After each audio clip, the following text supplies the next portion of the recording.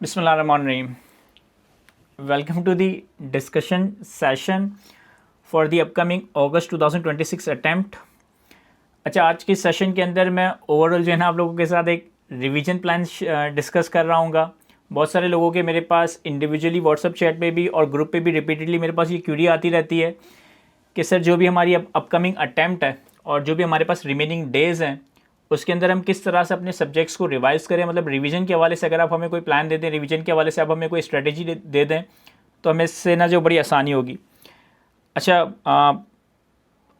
अल्हम्दुलिल्लाह जो मेरी ओवरऑल सीए की जर्नी थी उसमें मेरा सीए की जर्नी के अंदर कोई पेपर नहीं रुका। तो मैं समझता हूँ कि यार जो स्ट्रेटेजी या जो टेक्निक्स मैंने फॉलो की थी पूरी ईमानदारी के साथ वही चीज़ें मैं आप लोगों के साथ शेयर करूँ, वही चीज़ें आप लोगों के साथ डिस्कस करूँ और फिर आप लोग भी उसको फॉलो करते हुए जो है ना इंशाल्लाह अपनी आने वाली अटैम्प्ट में जो भी पेपर्स आप दे रहे हैं, 2 पेपर, 3 पेपर या 4 पेपर, उसको जो है ना क्लियर कर सकें। तो मैंने क्या किया कि जो भी हमारे पास रिमेनिंग डेज़ है ना उसके लिए एक रिवीजन प्लान बनाया फॉर द 3 सब्जेक्ट्स।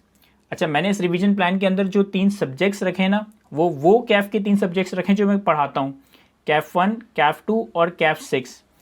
लेकिन माइट बी पॉसिबल कि आप ये 3 पेपर ना दे रहे हो, आप कोई दूसरा पेपर दे रहे हो, आप जो है हो सकता है डीएसआर का पेपर दे रहे हो, लॉ का पेपर दे रहे हो, तो अकॉर्डिंगली फिर आप अपने उस सब्जेक्ट को यहाँ पर चेंज कर दोगे। फॉर एग्जांपल कि आप लोग में से ज़्यादातर हो सकता है कैफ 6 ना दे रहे हो, डीएसआर या लॉ दे रहे हो, तो इसकी जगह वो डीएसआर या लॉ रख देंगे। या हो सकता है सिर्फ कैफ 2 दे रहे हो, बाकी ग्रुप ए के सब्जेक्ट्स दे रहे हो, तो अकॉर्डिंगली आप सब्जेक्ट को रिप्लेस कर दोगे। मैं जो सब्जेक्ट्स पढ़ा रहा हूँ मैंने उसके हवाले से एक प्लान बनाने की कोशिश की है। देखिए, सबसे पहले इस चीज़ को समझिए कि हम कहाँ पर खड़े हैं और हमें कहाँ तक पहुँचना है और हमारे पास कितने डेज़ है, कितनी जर्नी है, कितना क्या हमारा टारगेट वगैरह है। सर आज तारीख है 25 जुलाई 2026। एग्ज़ाम हमारे शुरू होंगे 17 अगस्त 2026 से। 17 अगस्त को आपका पहला पेपर है और आईकेप के एग्ज़ाम शेड्यूल के हिसाब से मैंने ये सारे पेपर्स यहाँ पे प्लॉट कर दिए हैं। 17 तारीख को कैफ 1 है, फिर 18 तारीख को कैफ 8 है, फिर 19 तारीख को कैफ 4 है एंड सो ऑन। अब जिन 3 पेपर्स को मैं आज के डिस्कशन में ऑब्जेक्टिव या टारगेट रख रहा हूँ वो हमारे पास है CAF 1 financial accounting and reporting, वो हमारे पास है CAF 2 that is taxation principle and compliances, and वो हमारे पास है CAF 6 that is corporate reporting. हम इन 3 सब्जेक्ट को लेकर एक स्टडी प्लान बनाएंगे ताकि वो कैफ 1, कैफ 2 और कैफ 6 के स्टूडेंट्स के लिए रेलिवेंट हो। अगर आपका कोई तीसरा डिफरेंट सब्जेक्ट है, दूसरा कोई डिफरेंट सब्जेक्ट है, तो आप अकॉर्डिंगली अपने प्लान को उस हिसाब से मॉडिफाई कर रहे होंगे। अब देखो, जब मैं एज अ स्टूडेंट एग्जाम के आखिरी महीने में या एग्जाम से 20-25 दिन पहले चीज़ों को अब कंक्लूड करने बैठता था, रिवाइज करने बैठता था, तो मैं इस तरह का एक प्लानर बनाता था जो आप लोगों को आपकी स्क्रीन पे नज़र आ रहा होगा कि भाई 17 तारीख से तो मेरे एग्जाम से स्टार्ट होंगे। अब आई होप कि आप लोगों ने सिलेक्शन इस तरह से की होगी कि आपके पास हर पेपर में एटलीस्ट एक दिन का गैप आ रहा होगा। फॉर एग्जाम्पल, अगर एक बच्चा कैफ 1, कैफ 4 और कैफ 2 दे रहा है तो उसके पास हर पेपर में एक दिन का गैप होगा। तो आपके पास पेपर्स में गैप होंगे, मैं समझता हूँ कि आपने सिलेक्शन इस तरह से की होगी। तो अगर मैं ये 3 पेपर दे रहा हूँ तो मेरे पास कैफ 6 में रिवीजन के लिए 2-3 दिन अवेलेबल है, कैफ 2 में रिवीजन के लिए 2-3 दिन अवेलेबल है और कैफ 1 तो मेरा पहला ही पेपर है। अब मैं थोड़ा सा रिवर्स ऑर्डर में चलता हूँ। आज 25 जुलाई 2026 है, हम ये रिवीजन प्लान स्टार्ट कर रहे हैं 27 जुलाई 2026 से। देखो, सबसे पहला पेपर मेरे पास 17 अगस्त को है कैफ 1 का, तो डेफिनेटली इससे पहले के जो 2 दिन है इन 2 दिनों में मैं सिर्फ कैफ 1 को ही रिवाइज कर रहा हूँ, मैं बाकी किसी सब्जेक्ट को नहीं देखूंगा। मंडे से पहले जो भी लास्ट सैटरडे संडे आएगा उसमें सिर्फ मैं उसी पेपर को रिवाइज कर रहा हूँ जिसका मेरा पहला पेपर है। अज्यूमिंग कि पहला पेपर मेरा मंडे को कैफ 1 का है, तो मैंने 15 अगस्त और 16 अगस्त को स्पेसिफिकली कैफ 1 के रिवीजन के लिए, फुल रिवीजन के लिए, फाइनल रिवीजन के लिए डेजिग्नेट कर दिया।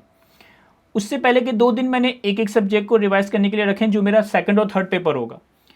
अगर मेरा कैफ 2 सेकंड पेपर था तो मैंने थर्सडे कैफ 2 को फुल डे एलोकेट किया है, और मेरा थर्ड पेपर अगर कैफ 6 है तो मैंने ये वाला फ्राइडे जो है वो कैफ 6 को एलोकेट किया कि भाई इस दिन मैं कंप्लीट कैफ 2 रिवाइज करूंगा, इस दिन मैं कंप्लीट कैफ 6 रिवाइज करूंगा, इन 2 दिनों में मैं कंप्लीट कैफ 1 रिवाइज करूंगा, फिर कैफ 1 का पेपर दूंगा, फिर मैं कैफ 2 रिवाइज करूंगा, कैफ 2 का पेपर दूंगा, फिर मैं कैफ 6 रिवाइज करूंगा और कैफ 6 का पेपर दूंगा। अब अगर हम इससे मजीद पीछे आएँ और हम कमिंग मंडे से यानी कि 27 जुलाई से देखें तो 27 जुलाई से लेकर 13 अगस्त तक ये डेज हमारे पास अवेलेबल है। और अगर मैं इन दिनों को काउंट करूं तो ये टोटल कोई 18 दिन बचते हैं। यानी 18 दिन के अंदर मैंने जो भी सब्जेक्ट्स पिक किए, चाहे वो 2 सब्जेक्ट्स हो या 3 सब्जेक्ट्स हो या 4 सब्जेक्ट्स हो, अपने इन 18-20 दिनों के अंदर अपने इन सारे सब्जेक्ट्स को रिवाइज करना है। अब लेट्स से मैं 3 सब्जेक्ट का प्लान बनाकर चलता हूं, तो लास्ट मंथ के अंदर आपकी स्ट्रेटेजी होनी चाहिए कि लास्ट मंथ में आप मिनिमम 10-12 घंटे रेगुलर बेसिस पे पढ़ाई कर रहे होंगे। 10 घंटे 12 घंटे मिनिमम पढ़ाई कर रहे होंगे, इसके बगैर गुजारा नहीं है। और वो 10 घंटे 12 घंटे जो है वो आपकी अफेक्टिव स्टडीज़ के होंगे, वो आपकी अफेक्टिव पढ़ाई के होंगे। ऐसा नहीं कि उसमें आप इंस्टा की रील भी देख रहे हैं, यूट्यूब के ऊपर स्टैंड अप कॉमेडियन या इंडिया गॉट लेटेंट भी देख रहे हैं या कोई और चीज़ भी साथ साथ चल रही है। नहीं, वो 10-12 घंटे आपके अफेक्टिव पढ़ाई की होनी चाहिए मिनिमम, इससे ज़्यादा भी हो सकते हैं। तो फॉर एग्जांपल अगर मैं 12 घंटों का टारगेट लेके चलूँ कि भाई मैं दिन में 12 घंटे पढ़ूंगा, तो ऑब्वियसली अगर मेरे पास 3 सब्जेक्ट्स हैं तो मैंने तीनों सब्जेक्ट्स को लेट्स से 4-4 घंटे एलोकेट कर दिए कि भाई मैं हर सब्जेक्ट को डेली 4-4 घंटे पढ़ूंगा। अब मैंने हर सब्जेक्ट का एक प्लानर बनाया और depending upon the topic importance, depending upon the topic size, मैं उसे दिन एलोकेट करूँगा। जैसे फॉर एग्जांपल अगर मैं कैफ 2 को देखूँ तो मैंने एक दिन रख दिया इंट्रोडक्शन की कॉन्सेप्ट्स का, एक दिन रख दिया सैलरी का। सैलरी एक बड़ा हेड है तो इसलिए मैंने इसको पूरा एक दिन एलोकेट किया है। Income from property capital gain को मैंने एक दिन में कवर कर लिया क्योंकि ये इतनी टाइम टेकिंग है, इतने बड़ा हेड ऑफ इनकम नहीं है जितना सैलरी है। Income from other sources tax accounting मैंने एक दिन में कवर कर लिया। अगेन इनकम फ्रॉम बिजनेस एक बहुत बड़ा हेड है तो मैंने इसको सेपरेट एक फुल डे एलोकेट किया कि मैं इस दिन सिर्फ 4 घंटे इनकम फ्रॉम बिजनेस के कॉन्सेप्ट्स और छोटे मोटे प्रैक्टिस क्वेश्चन रिवाइज करूंगा। लॉसेस वैसे ही हम 5 हेड्स के साथ कवर कर चुके होते तो लॉसेस में इतना टाइम लगना नहीं चाहिए, तो टैक्स एग्जेम्पशन क्रेडिट का मैंने एक दिन में कवर किया, फिर टैक्सेशन ऑफ ईओपी, फिर मिसलेनियस कॉन्सेप्ट।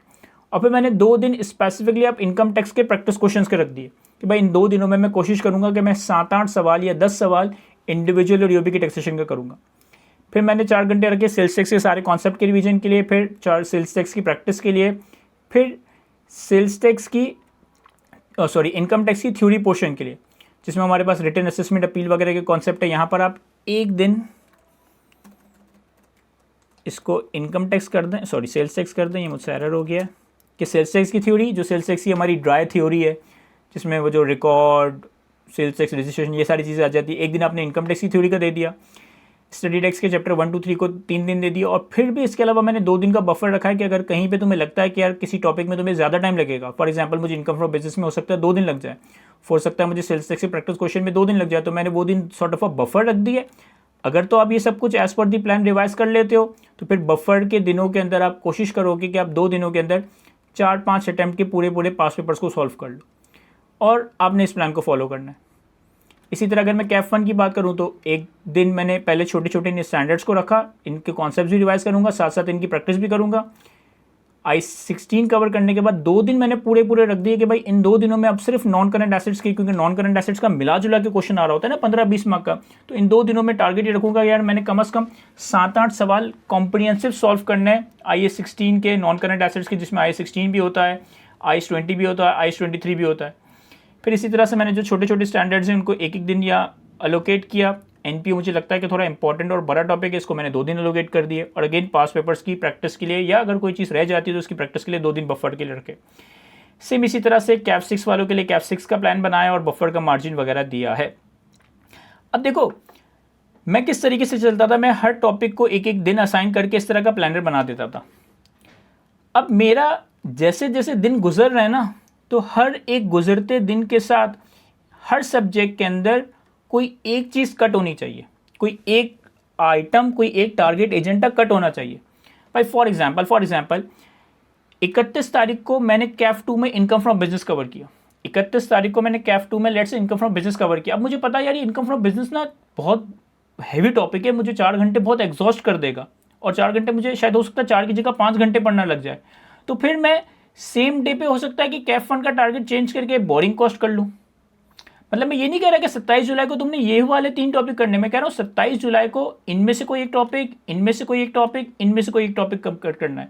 अगर एक सब्जेक्ट हैवी हो रहा है, अगर एक सब्जेक्ट का कोई हैवी टॉपिक है तो दूसरे सब्जेक्ट का उस दिन लाइट टॉपिक कर लो, एक सब्जेक्ट का लाइट टॉपिक है तो दूसरे सब्जेक्ट का हैवी टॉपिक कर लो। और ये सीक्वेंस मैंने जो प्रिफर्ड सीक्वेंस है या जिस सीक्वेंस में मैं पढ़ाता हूँ मैंने उसी सीक्वेंस में रखा है। इस सीक्वेंस को भी आगे पीछे कर सकते हो।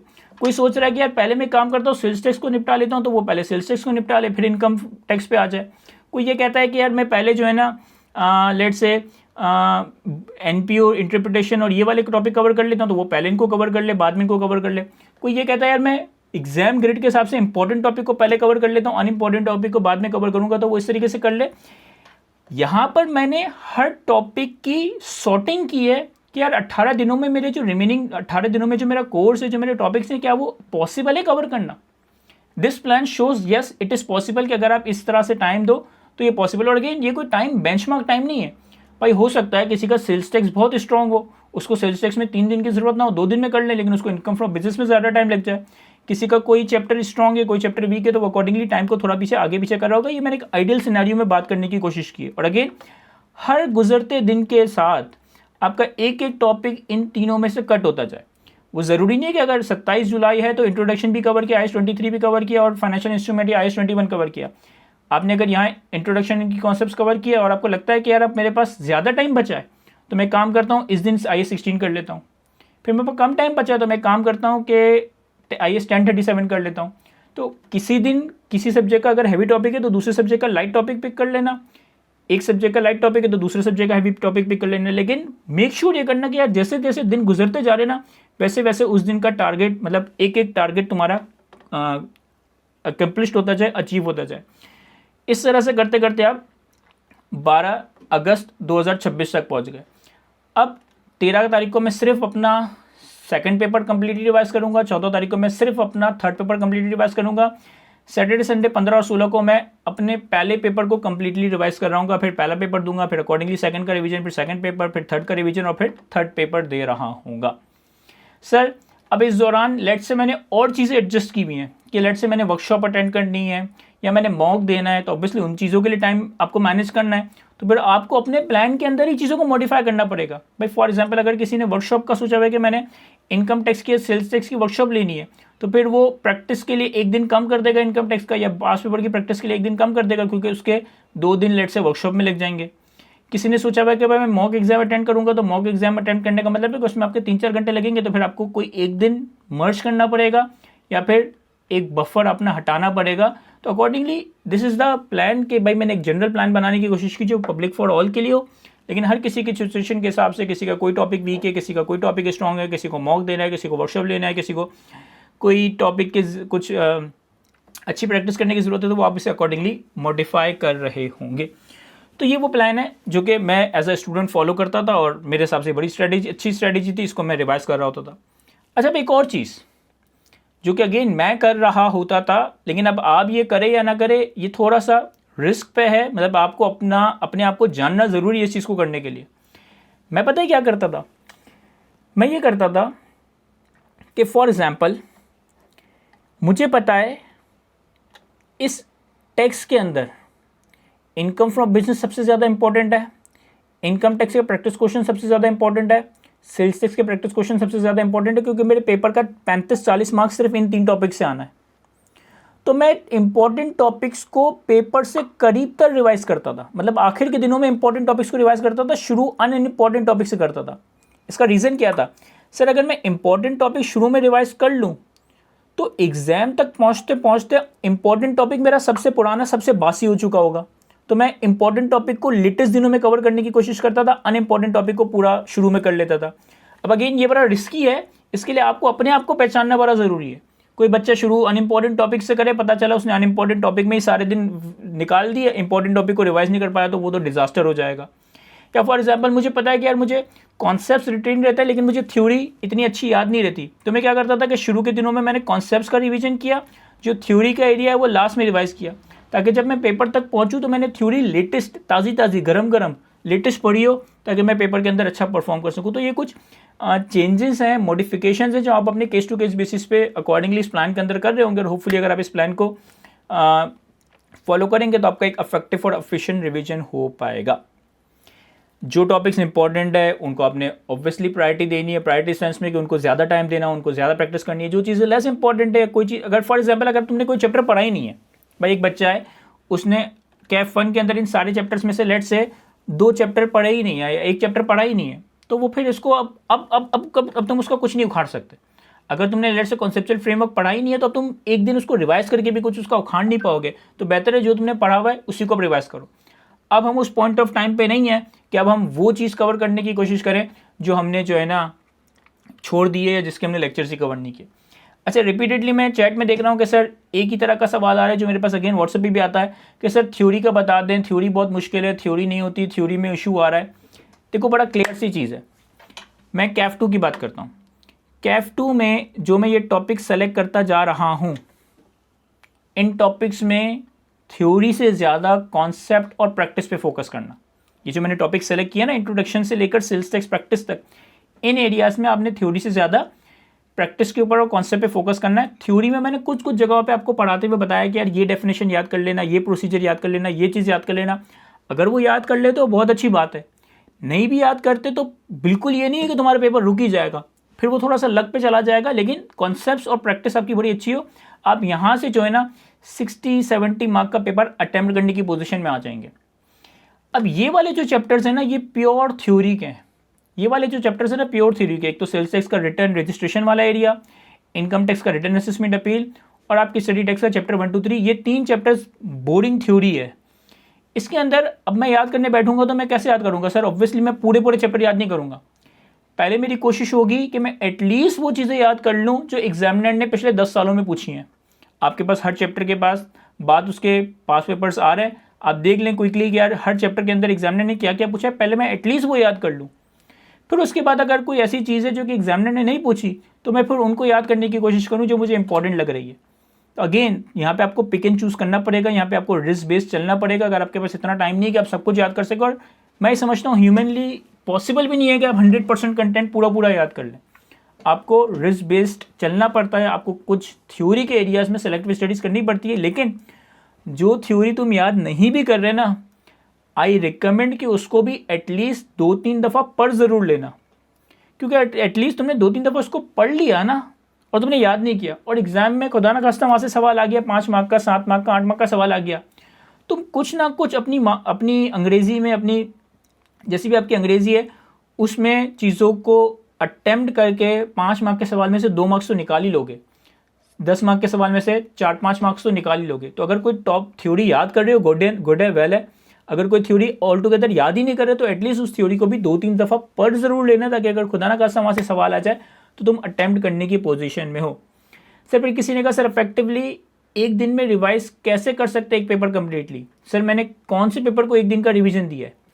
मैंने कैफ 2 को एक दिन का रिवीजन यहाँ पे दिया है, तो यहाँ पे 3 दिन आप कैफ 2 भी तो रिवाइज करोगे। या अगर आपका कैफ 4 है तो कैफ 4 की शाम और इस दिन आप पूरा कैफ 2 रिवाइज करोगे। इसी तरीके से अगर आपका कैफ 6 है तो आप इन 3 दिन में भी तो कैफ 6 कंप्लीटली रिवाइज करोगे। तो इस तरीके से आप चीज़ों को लेके चल रहे होंगे। अगेन अब जब मैं पूरे दिन कैफ 1 को रिवाइज करूँगा तो ऑब्वियसली मैंने 3 IAS 16 के सवाल कर लिए, 2-3 बोरिंग कॉस्ट के कर लिए, 2-3 NPO के कर लिए, 2-3 कैश फ्लोज के कर लिए, 2-3 रेशियोज के कर लिए, 2-3 हर टॉपिक के 2-2 3-3 depending upon the topic size. कहीं पे 2 सवाल कर रहे होंगे, कहीं पे 4 सवाल कर रहे होंगे। इन 2 दिनों के अंदर आप हर टॉपिक के कॉन्सेप्ट्स को रिवाइज कर रहे होंगे, हर टॉपिक के 2-2 3-3 4-4 प्रैक्टिस क्वेश्चंस को अटेम्प्ट करेंगे। पूरा चैप्टर या पूरे पास पेपर्स ऑब्वियसली एक दिन में 2 दिन में नहीं हो सकता। तो ये तो हमारा था एक रिविजन प्लान। अब हम आते हैं कि हमने किस तरह से रिमेनिंग जो भी आपकी टॉपिक रिलेटेड क्वेरीज है कैफ 2 के वाले से। अच्छा, कुछ लोग पूछ रहे हैं कि सर अब कितनी अटेम्प्ट के पास पेपर सॉल्व करें? देखिए मैं शुरू से एक बात कहता हूँ कि आपने हमेशा 10-12 अटेम्प्ट के पास पेपर्स को टारगेट रखना है कि 10 से 12 अटेम्प्ट के पास पेपर्स आपने सॉल्व करना है। अब 10-12 अटेम्प्ट के पास पेपर्स ना इन 2 दिनों में नहीं हो सकते। ये मेरी एडवाइस उस वक्त थी जब हमारा कोर्स स्टार्ट में था, जब हमारा कोर्स बीच में था, कि भाई आपने टारगेट ये करना है कि आपका स्टार्ट ऑफ जुलाई तक कोर्स कंप्लीट हो जाए, तो जुलाई के 15-20 दिनों में रिवाइज के साथ साथ आप 8-10 अटेम्प्ट के पास पेपर कर लोगे।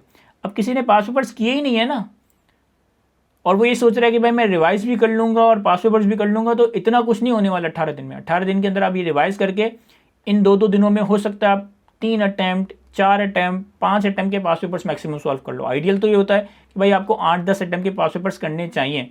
लेकिन अब अगेन हम अपनी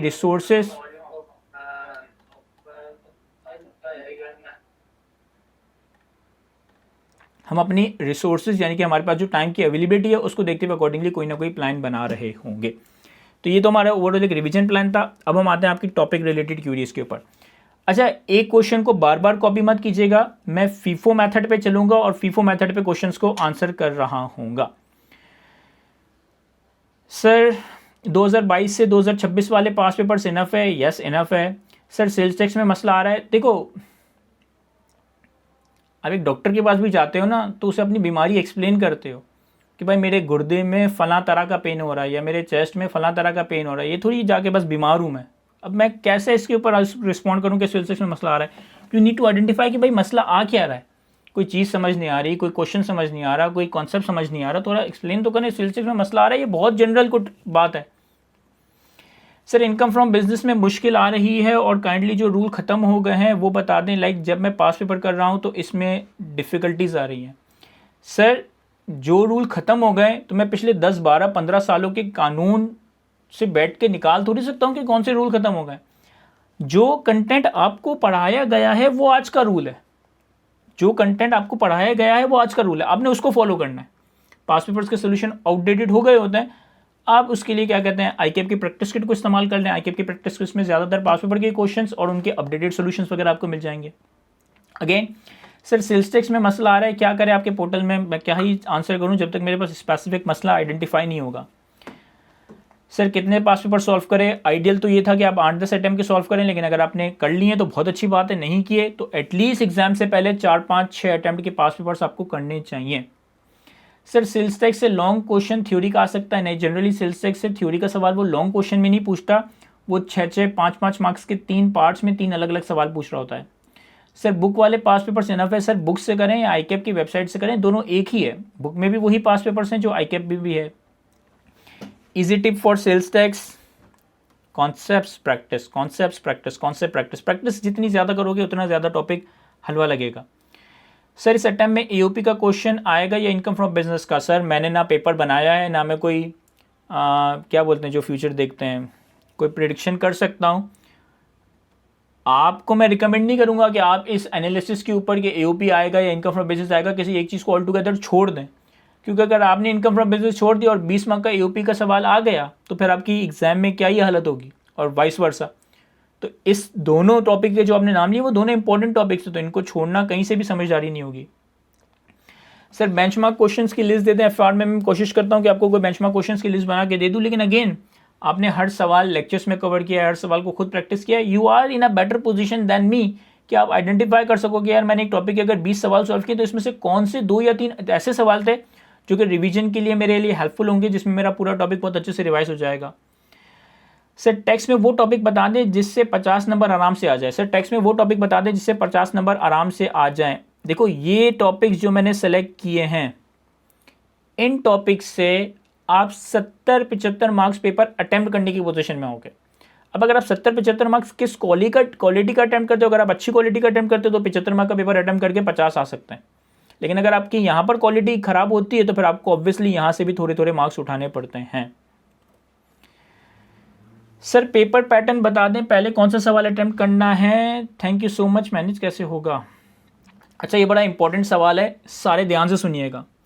सर पेपर पैटर्न बता दें कि हमें कौन सा सवाल किस सीक्वेंस में अटेम्प्ट करना है, मतलब कौन से पहले करें कौन से बाद में सवाल सॉल्व करें। देखिए कोई आइडियल सीक्वेंस नहीं है पेपर को अटेम्प्ट करने की, क्या आपने क्वेश्चन नंबर 1 2 3 4 5 करना है या क्वेश्चन नंबर 8 7 6 5 4 3 2 1 करना है या किसी और सीक्वेंस में सवालों को सॉल्व करना है। पेपर जो आपने सॉल्व करना है ना, वो अपने हिसाब से अपने सबसे बेहतरीन सवाल से अपने सबसे बदतरीन सवाल तक लेकर जाना है। यानी कि तुम्हारे एग्जाम के अंदर 8-9 सवाल होंगे रफली। रीडिंग टाइम के अंदर सवाल को स्किम करो, सवालों को स्किम करो और ये आइडेंटिफाई करने की कोशिश करो कि तुम्हें कौन सा सवाल सबसे अच्छा आता है, कौन सा सवाल उससे कम अच्छा आता है, कौन सा सवाल उससे कम अच्छा आता है, कौन सा सवाल सबसे बुरा आता है, कौन सा सवाल आता ही नहीं है।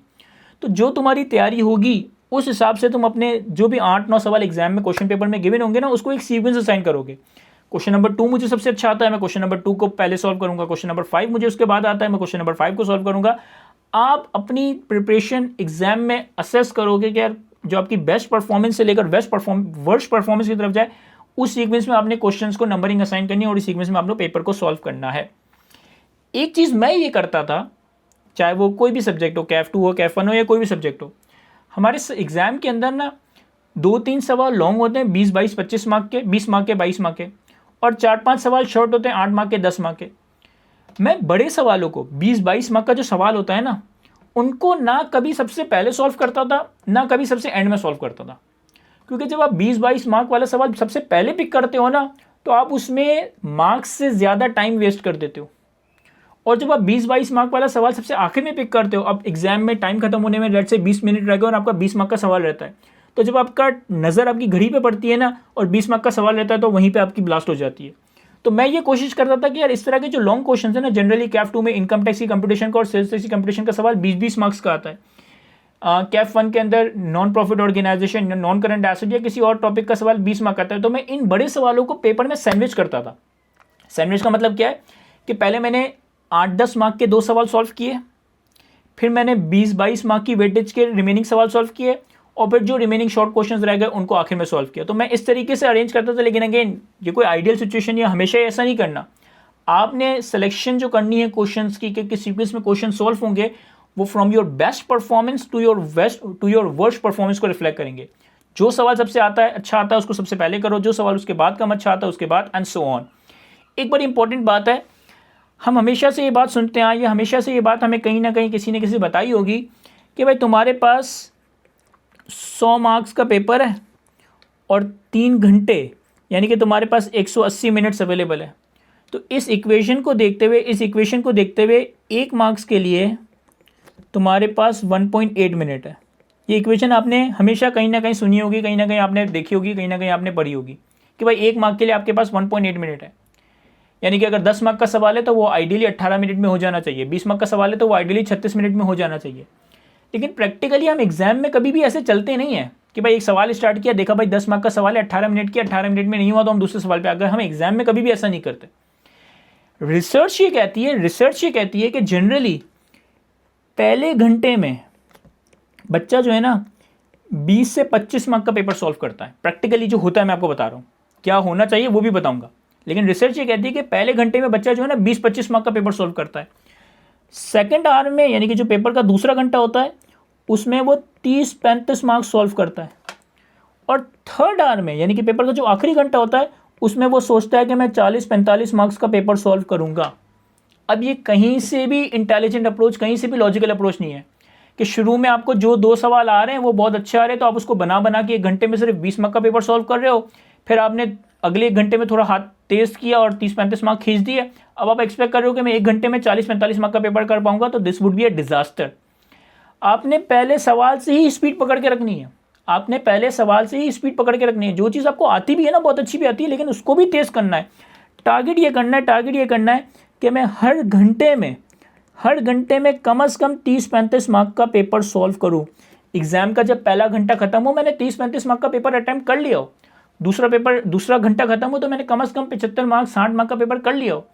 फिर तीसरे घंटे में तुम्हारे पास 30-35 मार्क्स के लिए सवाल बचे होंगे।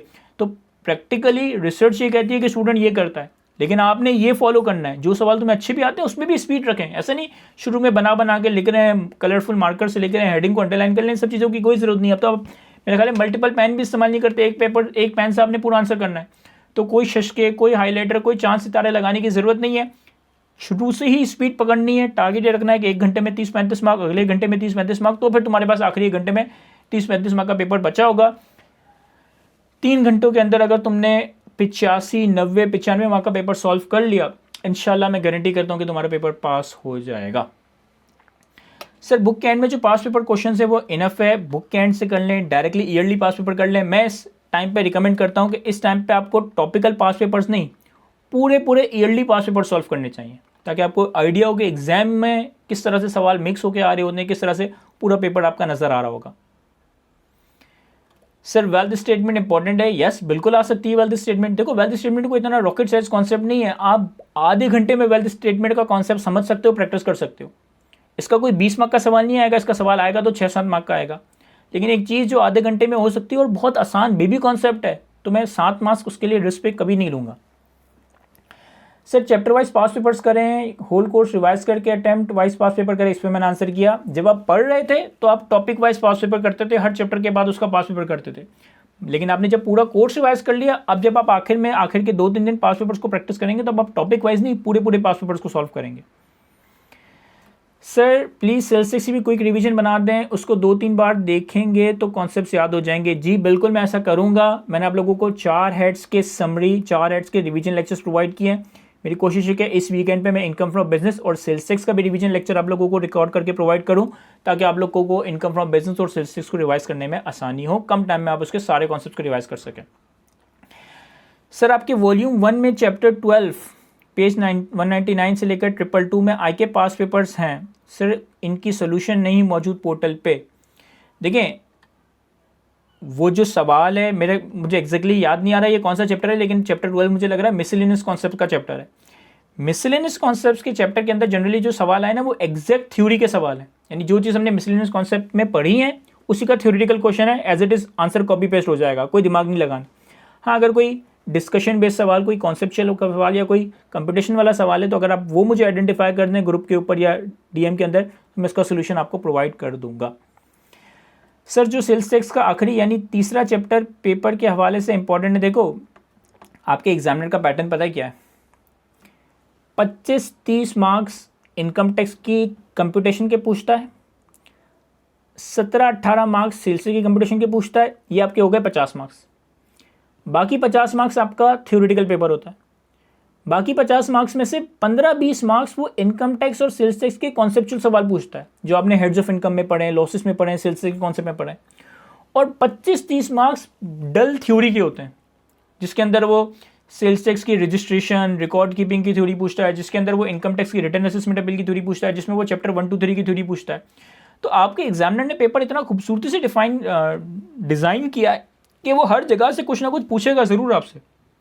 तो इंपॉर्टेंट और इम्पॉर्टेंट की सेग्रेशन का मतलब ये है कि कोई टॉपिक छोड़ के जाना मतलब उसके 5-10 मार्क्स आपने लूज़ करने। और मैं ये नहीं कह रहा कि अगर आप 5-10 मार्क एग्जाम में अटैम्प्ट नहीं कर पाए तो आप फेल होंगे। 100 मार्क का पेपर कोई अनोखा ही होगा जो अटैम्प्ट करता होगा। मतलब मेरे सीए की जर्नी के अंदर 2 सब्जेक्ट के अंदर मेरी पोजीशंस आई हैं, लेकिन मैंने खुद कोई पेपर आज तक 100 मार्क का सॉल्व नहीं किया। जो मैंने गंदे से गंदा पेपर दिया वो मैंने 65 मार्क का सॉल्व किया, जो मैंने अच्छे से अच्छा पेपर दिया वो भी मैंने 95 मार्क का सॉल्व किया। तो अगर आपने कोई टॉपिक या कोई थ्योरी का टॉपिक ऑल टुगेदर छोड़ दिया और उसके 5-10 मार्क का अटैम्प्ट नहीं कर पाते, लेकिन अपना पेपर 80-85 तक पहुंच देते हो, देयर आर फेयर चांसेस कि आपका पेपर इंशाल्लाह निकल जाएगा। सर अगर थर्ड शेड्यूल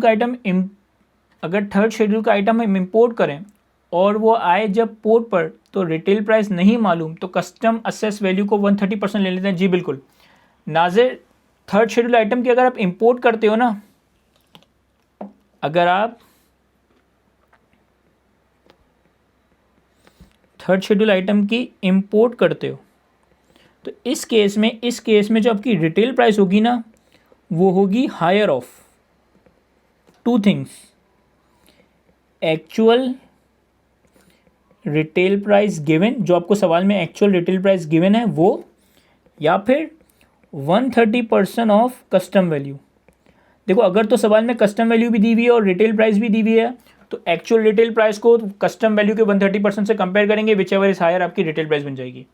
अगर एग्जाम में एक्चुअल रिटेल प्राइस नहीं गिवन तो फिर कस्टम वैल्यू का ही 130% ले लेंगे, वही आपकी रिटेल प्राइस बन जाएगी। सर एक और चीज़ ये कि 1 से 3 return assessment appeal and also sales tax registration and return. Hamza ये क्या अधूरा सवाल है, इसके अंदर सवाल क्या है?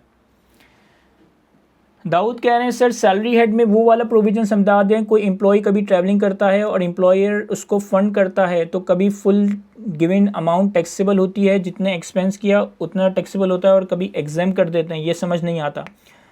ऑल्सो अगर कोई चाइना का रेजिडेंट को हमारे पाकिस्तान में एम्प्लॉय रखा हुआ है तो अगर बिज़नेस उसको चाइना जाने के लिए रिटर्न एयर टिकट दे दे तो इसका क्या ट्रीटमेंट होगा? पहले मैं सैलरी वाली पे बात करता हूँ। देखें सैलरी के अंदर हमने अलाउंसेस की टैक्सेशन पढ़ी है, मेडिकल अलाउंस की तो एक एग्जेम्पशन है जो आपको पता है कि अगर सिर्फ मेडिकल अलाउंस दिया जा रहा है तो 1/10 ऑफ बेसिक सैलरी तक, यानी कि lower of actual medical allowance और 1/10 ऑफ बेसिक सैलरी ये एग्जेम्प्ट होगा अगर सिर्फ मेडिकल अलाउंस दिया जा रहा है, कोई मेडिकल फैसिलिटी नहीं दी जा रही। अब हम बात करते हैं बाकी सारे अलाउंसेस की। बाकी सारे अलाउंसेस को तुम 2 कैटेगरी में तोड़ सकते हो, एक पर्सनल बेनिफिट्स के मेडिकल, एक पर्सनल बेनिफिट्स के अलाउंसेस, एक एम्प्लॉयमेंट ड्यूटीज़ के अलाउंसेस। पर्सनल बेनिफिट के अलाउंसेस कौन से हो सकते हैं? आपको रेंट अलाउंस दिया जाए, आपको सब्सटेंस अलाउंस दिया जाए, आपको कॉस्ट ऑफ लिविंग अलाउंस दिया जाए। तो अगर पर्सनल बेनिफिट के लिए अलाउंस दिया जा रहा है तो ये तो टैक्सेबल होगा। मेडिकल अलाउंस की हमने एग्जेम्पशन कवर की है, पर्सनल बेनिफिट के अलाउंस दिए जा रहे हैं तो वो टैक्सेबल होंगे।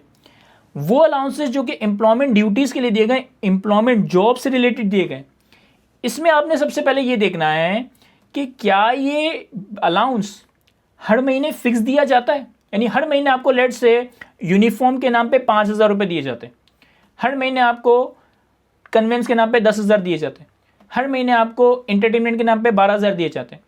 अगर एम्प्लॉयमेंट ड्यूटीज़ के लिए भी अलाउंस हर महीने फिक्स दिया जा रहा है ना तो ये फुली टैक्सेबल होगा। लेकिन एम्प्लॉयमेंट ड्यूटीज़ के लिए एडॉक बेसिस पे, नीड बेसिस पे, केस टू केस बेसिस पे वन ऑफ अलाउंस दिया गया, अब हम इसे टैक्स नहीं करवा रहे होंगे। अब हम इसे टैक्स नहीं करवा रहे होंगे क्योंकि वो एम्प्लॉयमेंट ड्यूटीज़ को फुलफिल करने के लिए दिया था। इन केस के ICAP का एग्जामिनर ये कह दे कि भाई हमने ऑफिस की मीटिंग अटेंड करने के लिए एक बंदे को लाहौर भेजा, कराची से लाहौर भेजा, और हमने सिर्फ उस ट्रैवलिंग कॉस्ट को, उस रिलोकेशन कॉस्ट को इनकर करने के लिए 3 लाख रुपए का वन टाइम अलाउंस दे दिया, लेकिन उसका जो खर्चा हुआ ना, वो खर्चा हुआ उसका लेट से 2,20,000 रुपए का। तो अब इस केस में आप क्या करोगे कि 2,20,000 को टैक्स नहीं करवाओगे, जो ऊपर का 80,000 है ना, सिर्फ ऊपर के 80,000 को टैक्स करवाओगे। लेकिन हर महीने अगर अलाउंस दिया जा रहा है फिक्स बेसिस के ऊपर, तो फिर तो ये टैक्सेबल होगा, चाहे वो पर्सनल बेनिफिट के लिए हो, चाहे वो एम्प्लॉयमेंट ड्यूटीज़ के लिए हो। सर अगर चाइना का रेजिडेंट को हमने पाकिस्तान में एम्प्लॉय रखा हुआ है और वो बिजनेस उसको चाइना जाने के लिए रिटर्न एयर टिकट्स दे, तो इसकी क्या ट्रीटमेंट होगी? ये टैक्सेबल नहीं होगा, क्योंकि एम्प्लॉयमेंट ड्यूटीज़ को फुलफिल करने के लिए अगर ये अलाउंस दिया जा रहा, अगर ये टिकट दी जा रही, तो ये टैक्सेबल नहीं होगा। हाँ, उसको अपनी फैमिली से मिलने के लिए, उसको अपनी बेगम से मिलने के लिए टिकट करवा के दिया जा रहा है, पर्सनल वेकेशन के लिए, पर्सनल छुट्टियों के लिए, तो फिर ये बेनिफिट है, फिर ये बिल्कुल टैक्सेबल होगा। Sir profit on debt 5 million से एक्सीड करे तो NTR में टैक्स होता है, और अगर बैंक ने 20% रेट पर टैक्स डिडक्ट किया है तो उस अमाउंट का टैक्स NTR की लायबिलिटी से माइनस होगा ना? जी शेरोज, आपकी बिल्कुल अंडरस्टैंडिंग सही है। अगर प्रॉफिट ऑन डेट का अमाउंट 5 मिलियन से ज़्यादा है तो आप उसे इनकम फ्रॉम अदर सोर्सेज में ले जाकर स्लैब रेट पर टैक्स करवा दोगे। स्लैब रेट पर टैक्स करवा कर टैक्स लायबिलिटी कैलकुलेट कर लोगे। अब बैंक ने जो भी विदहोल्डिंग की है 15% से 20% से, टैक्स लायबिलिटी से वो विदहोल्डिंग टैक्स को टैक्स डिडक्टेड को माइनस करोगे, तुम्हारा टैक्स पेबल या रिफंडेबल आ जाएगा। सर 20 दिन में रिवीजन हो सकता है? बिल्कुल हो सकता है। हर बच्चा आपसे पहले, मैंने, हर कोई 20, 15, 20 दिन, 25 दिन के अंदर ही रिवाइज करता है। सर सेल्स टैक्स का 13 अटैम्प्ट का पास पेपर कर लिए हैं, बार बार उनको रिपीट कर ले, इनफ है? जी मुनीब, बिल्कुल इनफ है। 13 attempt is very good attempt कि आपने 13 अटैम्प्ट के पास पेपर सॉल्व किए हैं, यानी कि तकरीबन आपने 13 सवाल सॉल्व किए हैं और क्लास के सवाल अलग, तो ये बहुत अच्छी कवरेज है। Sir is this provision now applicable for tax year 2025-26? Gain on disposal of securities is exempt due to holding period is greater than 1 year. नहीं, ये वाली चीज़ पहले थी। आज की तारीख में क्या है कि अगर आप एक्टिव टैक्स पेयर लिस्ट में हो तो आपका जो भी सिक्योरिटीज़ पे गेन आएगा वो 15% पे टैक्स होगा। अगर आप एक्टिव टैक्स पेयर लिस्ट में नहीं हो तो जो भी आपका सिक्योरिटीज़ पे गेन आएगा उस पर स्लैब रेट लगेगा। लेकिन स्लैब रेट लगने के बावजूद भी वो टैक्स 15% से कम नहीं हो सकता, कम से कम 15% देना है। सब डीम्ड इनकम का टॉपिक खत्म हुआ है इस टाइम में। हाँ, ये बात सारे सुन लें, डीम्ड इनकम वाला टॉपिक आप स्किप कर दें। डीम्ड इनकम वाला टॉपिक आपसे टेस्ट नहीं होगा, क्योंकि फेडरल कॉन्स्टिट्यूशनल कोर्ट ने डीम्ड टॉपिक इनकम वाले सेक्शन को ही उड़ा दिया, तो अब उसकी एग्जाम में टेस्टिंग नहीं होगी। Sir miscellaneous concepts income tax के वाले चैप्टर को जस्ट रीड कर लें, इनफ है, वो इंपॉर्टेंट है। साबिका अगर आप उसके चैप्टर के बाद देखोगे ना तो आपको उस चैप्टर के अंदर पास पेपर्स के क्वेश्चंस नजर आएंगे, तो इसलिए ये कहना कि यार वो अनइम्पॉर्टेंट है तो ये तो गलत होगा। उस चैप्टर से पास पेपर्स में क्वेश्चन आते हैं। हाँ, आप उनको 2-3 दफ़ा अच्छे से रीड करें, जो चीज़ें पास पेपर में पूछी हैं उनको कोशिश करने के याद कर लें। सर आपका 10 डे वर्कशॉप इनफ होगा रिवीजन के लिए जो यूट्यूब पे अवेलेबल है? जो मेरा 10 दिन का यूट्यूब पे वर्कशॉप अवेलेबल है वो इन टॉपिक्स को रिवाइज करने के लिए, जो मैंने सेलेक्ट किए हैं वो इन टॉपिक्स को रिवाइज करने के लिए बहुत कॉम्प्रिहेंसिव, इफेक्टिव और एफिशिएंट रिवीजन है। लेकिन उस वर्कशॉप के अंदर मैंने इन चीज़ों का रिवीजन नहीं करवाया, sales tax theory, return assessment appeal और चैप्टर 1 to 3, ये आपको खुद से रिवाइज करने होंगे। इन चीज़ों को रिवाइज करने के लिए वो वर्कशॉप यूज़ कर सकते हैं। अली अब्बास, ICAP की अपडेटेड किट मुझे याद नहीं है कि ड्राइव पे अवेलेबल है या नहीं होगी तो मैं अपलोड कर दूंगा, अदरवाइज वो आपको ICAP की वेबसाइट पे इजीली मिल जाएगी। आप ICAP की वेबसाइट में जाएंगे, अपने स्टूडेंट पोर्टल में आपको CAF 2 के मटेरियल में प्रैक्टिस किट मिल जाएगी। सर अगर एक Tier 1 रिटेलर FBR के पॉइंट ऑफ मशीन लगाता है तो क्या उसका output tax 95% output tax allow होगा?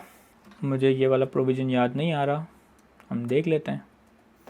इस चैप्टर में तो ऐसी कोई बात नहीं लिखी हुई, ये बात आपने कहाँ पे देखी है? यहाँ पे ये है कि 90% lower of actual output input tax और 90% of output tax which ever is lower allow होगा। अगर एक Tier 1 रिटेलर FBR के साथ इंटीग्रेटेड नहीं है तो उसका एडजस्टेबल इनपुट टैक्स 60% से रिड्यूस हो जाएगा।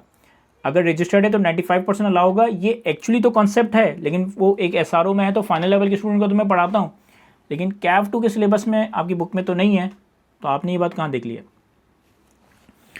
सर आपकी जो वर्कशॉप अभी अवेलेबल है वो लें या फिर स्प्रिंग 26 वाली लें? जो अभी अवेलेबल है हमजा, वो स्प्रिंग 26 वाली ही है और वो बिल्कुल रेलिवेंट है, बिल्कुल इफेक्टिव है, बिल्कुल एफिशिएंट है। जी अहमद, इंट्रोडक्शन इनकी कॉन्सेप्ट आपकी समझ के लिए, लेकिन मैंने कुछ चीज़ें उस चैप्टर में बताई है, जैसे procedure for change of tax year क्या है, वो procedure of change of tax year आपको याद कर लेना चाहिए। तो कुछ अच्छा, public company, private company, small company, SME की डेफिनेशन, ये कुछ चीज़ें मैंने चैप्टर 1 में बताई है, वो रिटेन करने की। बाकी ओवरऑल चैप्टर 1 कॉन्सेप्ट्स के लिए ही है। सर पेपर में क्वेश्चंस 1 बाय 1 रीड करके सॉल्व करें या पूरा पेपर पहले रीड कर ले? अच्छा, ये बड़ा इंपॉर्टेंट सवाल है, सारे ध्यान से सुनिएगा। सर पेपर में क्वेश्चन 1 बाय 1 रीड करके सॉल्व करें या पूरा पेपर पहले पढ़ लें? देखिए, आप लोगों के पास 15 मिनट का रीडिंग टाइम होगा। इस 15 मिनट के रीडिंग टाइम को आपने कैसे यूज़ करना है कि शुरू के 8-10 मिनट के अंदर पूरा पेपर स्किम कर लें। स्किम करने का मतलब है आपने पूरा पेपर घुमा लिया, एक एक सवाल को डिटेल में रीड नहीं किया, बस आपने ऊपर ऊपर से सारे सवालों को स्किम कर लिया। 8-10 मिनट के अंदर ये वाला काम करके पेपर को एक सीक्वेंस असाइन कर दो कि पहले मैं ये क्वेश्चन करूंगा, फिर मैं ये क्वेश्चन करूंगा, फिर मैं ये क्वेश्चन करूंगा, फिर ये क्वेश्चन करूंगा। तो आपने पहले 8-10 मिनट के अंदर पूरा पेपर स्किम करके उसको अपनी एक सीक्वेंस दे देनी है कि भाई मैंने इस सीक्वेंस में सवालों को सॉल्व करना है। ये काम आपने 8 मिनट में, 10 मिनट में, 12 मिनट में कर लिया। अब आखिर के 5 मिनट में आप सिर्फ उस सवाल को रीड करें जो आपने एग्जाम में सबसे पहले सॉल्व करना है। भाई फॉर एग्जांपल मेरे पास क्वेश्चन पेपर आया, मैंने पूरा पेपर स्किम किया और अपने हिसाब से एक सीक्वेंस असाइन कर दी कि पहले मैं क्वेश्चन नंबर 3 करूंगा, फिर 5 करूंगा, फिर 2 करूंगा, फिर 1 करूंगा, फिर 6 करूंगा, जो भी आपकी सीक्वेंस है। ये काम आप 10 मिनट में, 8 मिनट में, 12 मिनट में कर लें। फिर जो रीडिंग टाइम के 5 मिनट रह जाए ना, उसमें सिर्फ उसी सवाल को डिटेल में रीड करें जो आप अपने क्वेश्चन पेपर में सबसे पहले सॉल्व करोगे। भाई फॉर एग्जांपल आपने सीक्वेंस असाइन किया कि आप सबसे पहले क्वेश्चन नंबर 3 करोगे, तो अब आखिर के 5 मिनट में बस क्वेश्चन नंबर 3 को बड़ा डिटेल से, बड़ा बारीकी में जाकर इन डेप्थ रीड करना है कि सवाल में क्या डाटा दिया हुआ है, एग्जामिनर ने हमसे क्या मांगा है, ताकि जैसे ही आपके पास आंसर कॉपी आए तो आप अपना वो सवाल सॉल्व करना शुरू कर दें। सर लास्ट मार्च वाले अटैम्प्ट का पास पेपर का सोल्यूशन करवा दे, और सर लास्ट अटैम्प्ट का पासिंग रेशियो क्यों कम था, सब कह रहे थे कि मुश्किल था। देखो नज़ीर, लास्ट अटैम्प्ट का पासिंग रेशियो कम था, सब कह रहे हैं, अब वो टाइम नहीं है कि तुम सबकी बातों में आओ और सबके लोगों के इंप्रेशन लो। देखो 99% बच्चा पास हो और 1% बच्चा फेल हो जाए, और अल्लाह ना करे वो 1% बच्चा तुम हो, तो तुम्हारे लिए तुम्हारा रिजल्ट मैटर करता है। और 99% बच्चा फेल हो जाए, एक बच्चा पास हो और वो पास होने वाला बच्चा तुम हो, तो तुम्हारे लिए वो मैटर करता है। तो क्या पैटर्न था, कितने बच्चे पास हुए, क्या पासिंग रेशियो था, ये सारी चीज़ें मैटर नहीं करती एज लॉन्ग एज कि आप पासिंग वाले ग्रेड के अंदर हैं। भाई क्लास के अंदर 100 में से 99 बच्चे पास हो जाए और एक फेल हो जाए, और वो बदनसीब आप भी है, अल्लाह ना करे, तो दिस इज़ द टाइम कि आपने अपने रिवीजन पे फोकस करना है। लास्ट अटैम्प्ट का पासिंग रेशियो फलाना दिमाग का, अब आपके लिए ये सारी बातें अहमियत नहीं रखती। लास्ट अटैम्प्ट का जो पेपर है उसका सोल्यूशन वीडियो में बिल्कुल आप लोगों के साथ शेयर करूंगा। पहले मैं आप लोगों को सारे रिवीजन लेक्चर्स प्रोवाइड कर दूँ, उसके बाद मैं लास्ट अटैम्प्ट के पेपर का वीडियो सोल्यूशन आपके साथ शेयर करूंगा।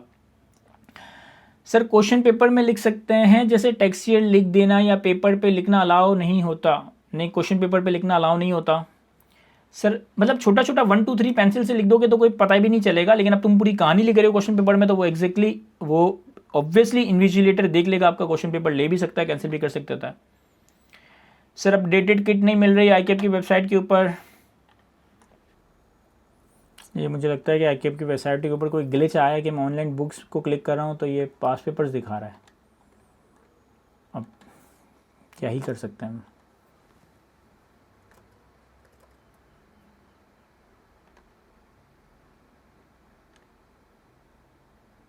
ये बल्कि ड्राइव पे आ तो रही है।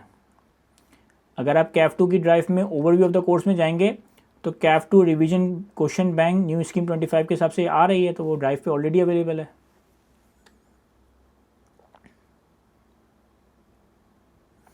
जी अफवान, आप रिवीजन में वही सारे सवाल दोबारा से सॉल्व करें और पास पेपर्स को टारगेट करें कि आपको जो भी मैक्सिमम आप पास पेपर सॉल्व कर सकते हैं।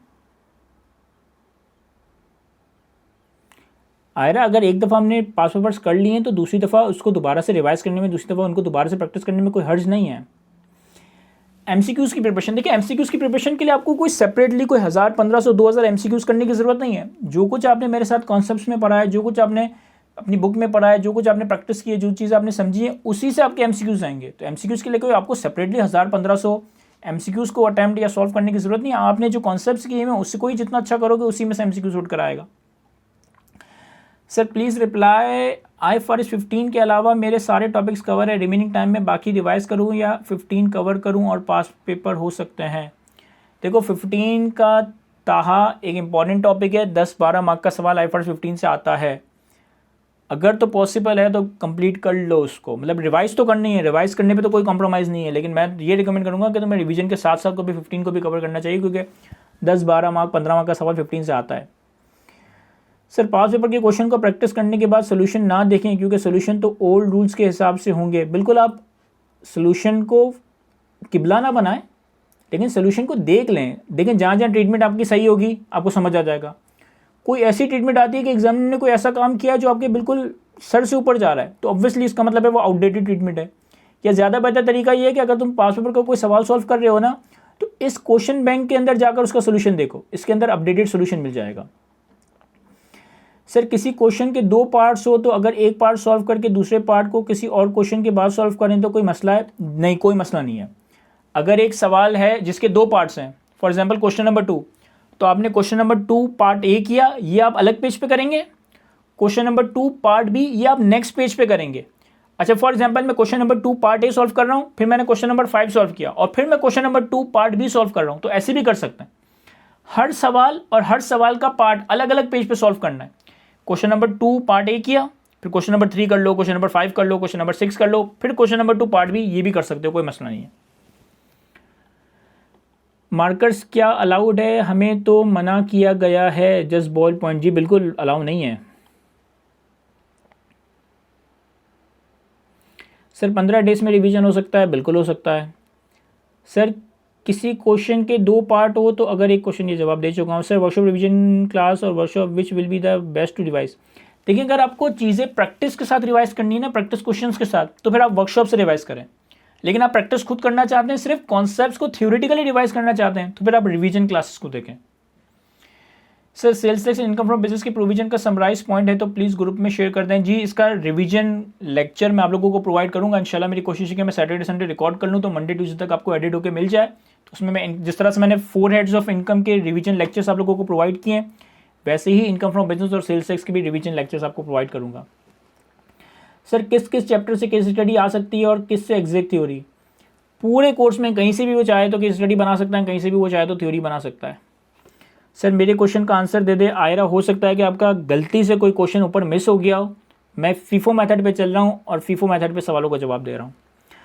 Computation of tax liability of individual के आंसर नहीं है like pass paper from 71 to video solution. जी बिल्कुल, इतने सारे वीडियो सोल्यूशंस तो मैं बना भी नहीं सकता, लेकिन मैंने 8-10 इंडिविजुअल की टैक्सेशन के सवाल, 6-7 ईओपी की टैक्सेशन के सवाल और 10-12 सेल्स टैक्स के सवाल सॉल्व करवाएं। तो वो आप वीडियो सोल्यूशन से रेफर करें।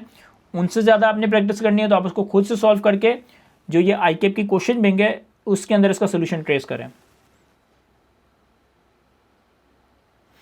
सर थ्योरी सारी आपकी टॉपिक्स टू बी रिटेन की पीडीएफ में है ना?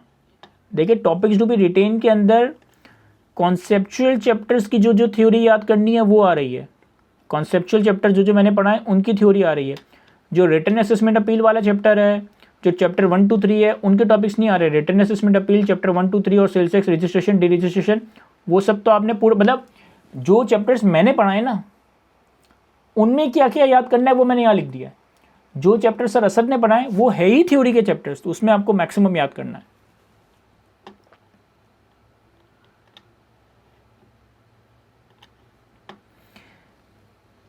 सर एमसीक्यूज के लिए प्रैक्टिस मटेरियल की ज़रूरत ही नहीं है। जो आपने कॉन्सेप्ट्स पढ़े हैं, जो आपने बुक में चीज़ें पढ़ी हैं, उसी से एमसीक्यूज आएंगे। Even the God himself can not attempt full paper. Topics to be written के अलावा तो कुछ याद नहीं करना, बिल्कुल याद करना है chapter 1 to 3 return assessment appeal और सेल्स टैक्स थ्योरी का पोर्शन। टैक्स अकाउंटिंग के सवाल में कॉस्ट ऑफ सेल्स नहीं गिवन तो टी अकाउंट वाले मेथड इसमें नहीं कर सकते जो आपने सिखाया, तो फिर कैसे करें? देखिए अगर कॉस्ट ऑफ सेल्स गिवन नहीं है तो हो सकता है कि उस सवाल के डेटा में कॉस्ट ऑफ सेल्स कैलकुलेट करने की ज़रूरत ही ना हो, और अगर कैलकुलेट करने की ज़रूरत है तो वो ऐसे ही कैलकुलेट होगी जैसे मैंने बताया है कि ओपनिंग इन्वेंट्री, क्लोजिंग इन्वेंट्री और परचेजेस रखोगे तो कॉस्ट ऑफ सेल्स आ जाएगी। सर मैंने 2022 से 2026 के पास पेपर्स कंप्लीट अटैम्प्ट नहीं किए मगर टॉपिक वाइज मैक्सिमम अटैम्प्ट किए हैं, क्या मैं अभी 2022 से 26 अभी अटैम्प्ट कर सकता हूँ? नहीं, आप इतनी सारी अटैम्प्ट के हैदर इतने कम दिनों में नहीं कर सकते। आप अपनी कोशिश ये करें कि जो मैंने प्लान बनाया ना उस हिसाब से आप चीज़ों को पहले रिवाइज करें और इस प्लान के हिसाब से रिवाइज करें। तो अगर आपके पास ये 2 दिन निकल जाते हैं ना तो इन 2 दिनों के अंदर आप 4 अटैम्प्ट सॉल्व कर सकते हैं। तो लेटेस्ट 4 अटैम्प्ट के पूरे पेपर सॉल्व कर लीजिएगा। सर कैफ 1 में रेशियो में थ्योरी कैसे लिखे समझ नहीं आ रहा। मैंने जो रेशियो एनालिसिस के आप लोगों को चैप्टर प्रोवाइड किए उसमें एक लेक्चर सिर्फ थ्योरी के क्वेश्चंस का ही है और कोई रॉकेट साइंस नहीं है। जो चीज़ है उसको अपनी लॉजिक, अपने कॉमन सेंस से सोचे कि अगर ग्रॉस प्रॉफिट बढ़ रहा है कम हो रहा है तो क्या वजह हो सकती है, क्यों हो सकता है, कोई भी रेशो ऊपर नीचे हो रहा है तो क्या वजह, क्या चीज़ हो सकती है। और अपनी मादरी ज़बान में नहीं, मतलब अपनी जो भी अंग्रेजी है उसके अंदर उसको ड्राफ्ट करें। मतलब आईकेप के सोल्यूशन को देखकर ये ना सोचिए यार ये तो इतना खतरनाक लिख रहा है, नहीं, वो आईकेप का बेंचमार्क सोल्यूशन है जो उसने बड़े एसी के कमरे में सुकून से बैठ के बनाया है। एग्जाम के प्रेशर में आप अपने कॉमन सेंस से जो बात सोच पा रहे हैं कि यार ग्रॉस प्रॉफिट बढ़ रहा है, ईओआई मतलब आरओआई बढ़ रहा है, उसके पीछे जो पॉसिबल रीजनिंग हो सकती है वो आपने वहाँ पे जॉट डाउन करनी है। वो 1-1.5 घंटे का लेक्चर है जिसमें मैंने 4-5 प्रैक्टिस क्वेश्चंस करवाएं इस तरह के डिस्कशन बेस, उसको लाजमी देख लीजिएगा। सर रेशो और कॉन्सेप्चुअल फ्रेमवर्क के आपके हैंडआउट्स कर ले तो इनफ है। जी बिल्कुल इनफ है। सर पर्सनल व्हीकल का डिस्पोजल का गेन किस साइड में टैक्स होता है? पर्सनल व्हीकल के डिस्पोजल का गेन कहीं भी टैक्स नहीं होता। सर अलाउंस एंड परक्विजिट में क्या डिफरेंस होता है? अगर एम्प्लॉयर किसी चीज़ के लिए आपको पैसे दे रहा है ना, मेडिकल के लिए पैसे दे रहा है, रहने के लिए पैसे दे रहा है, ट्रैवलिंग के लिए पैसे दे रहा है, तो पैसा जब दिया जाता है ना तो ये अलाउंस है। और जब आपको पैसा ना दिया जाए, सहूलत दी जाए, आपको रहने के लिए घर दे दिया, आपको हॉस्पिटल के पैनल पे रजिस्टर्ड करवा दिया, आपको ट्रैवलिंग के लिए कार दे दी, तो इसे हम परक्विजिट कहते हैं। तो allowance is monetary amount, perquisite is actually benefit. Sir FTR NTR भी बता दें, ये समझ नहीं आ रहा। एफटीआर एनटीआर अगर मैं अभी बताने लगूंगा तो ये 1-1.5 घंटे का कॉन्सेप्ट है, तो क्यूएनए सेशन का पर्पस ही डिफीट हो जाएगा। मैंने कंप्लीट एफटीआर एनटीआर पे डिटेल लेक्चर रिकॉर्ड करके आप लोगों को प्रोवाइड किया। अगर वो एक बारी में नहीं समझ आ रहा उस लेक्चर को एक दफ़ा और देख लें। सर ग्रेचुटी में जो एग्जाम पार्ट होगा क्या एग्जाम्ड इनकम में शो करेंगे? यस, जो इनकम एग्जाम्ड है उसे आप एग्जाम्ड इनकम की हेडिंग में बिल्कुल शो करोगे। During the year, he received cash dividend of 9,750 net of withholding tax at the rate of 15% and bonus dividend of 2,000 shares from MBS Limited, a company listed on Pakistan Stock Exchange. The fair market value of AL share on the date of entitlement of bonus shares and on 30 June 2023 were 25 and 30 respectively. Sir adjustment का क्या treatment होगा? ये एक अच्छी adjustment है, सारे देख लें इसको। देखो एक बच्चे ने सवाल पूछा है, दाऊद ने सवाल पूछा है कि हमें डिविडेंड रिसीव्ड हुआ नेट ऑफ टैक्स और वो कितना है 9,750 और हमारा जो विदहोल्डिंग हुआ है ना वो हुआ है 15% से। सही है, पहले हम इसकी बात करते हैं। अब देखो डिविडेंड में होता क्या है कि ग्रॉस डिविडेंड होता है, उससे विदहोल्डिंग टैक्स माइनस होता है और फिर नेट डिविडेंड तुम्हें मिल जाता है। हो सकता है सवाल में ज़कात वगैरह का भी जिक्र किया हो। अब जो भी ग्रॉस डिविडेंड है ना उस पर परसेंटेज अप्लाई होती है, तो मैं ग्रॉस डिविडेंड को 100 मान लेता हूँ। इस 100 का 15% माइनस होता है एज अ विदहोल्डिंग टैक्स और आपको 85 मिल जाता है। अब आपको जो ये 97750 का नंबर दिया ना वो ये नंबर है 97750 और आपको ग्रॉस डिविडेंड और विदहोल्डिंग टैक्स का अमाउंट कैलकुलेट करना है। तो आप क्या करोगे 97750 85 को रिप्रेजेंट कर रहा है तो 85 से डिवाइड करो, ग्रॉस डिविडेंड मालूम करना है तो 100 से मल्टीप्लाई करो। 97750 डिवाइडेड बाई 85 मल्टीप्लाई बाई 100,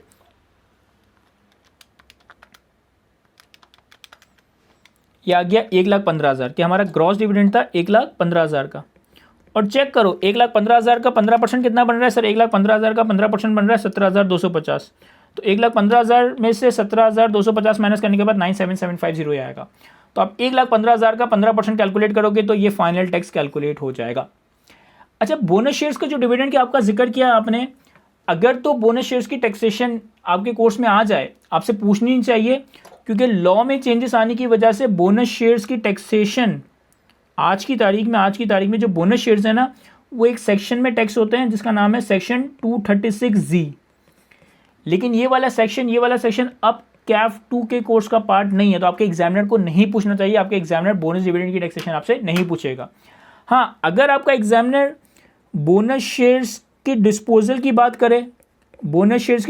बात करे और आपको मालूम करना हो कि यार इसकी कॉस्ट क्या होगी, तो इसकी कॉस्ट क्या होगी sir fair value at the date of entitlement.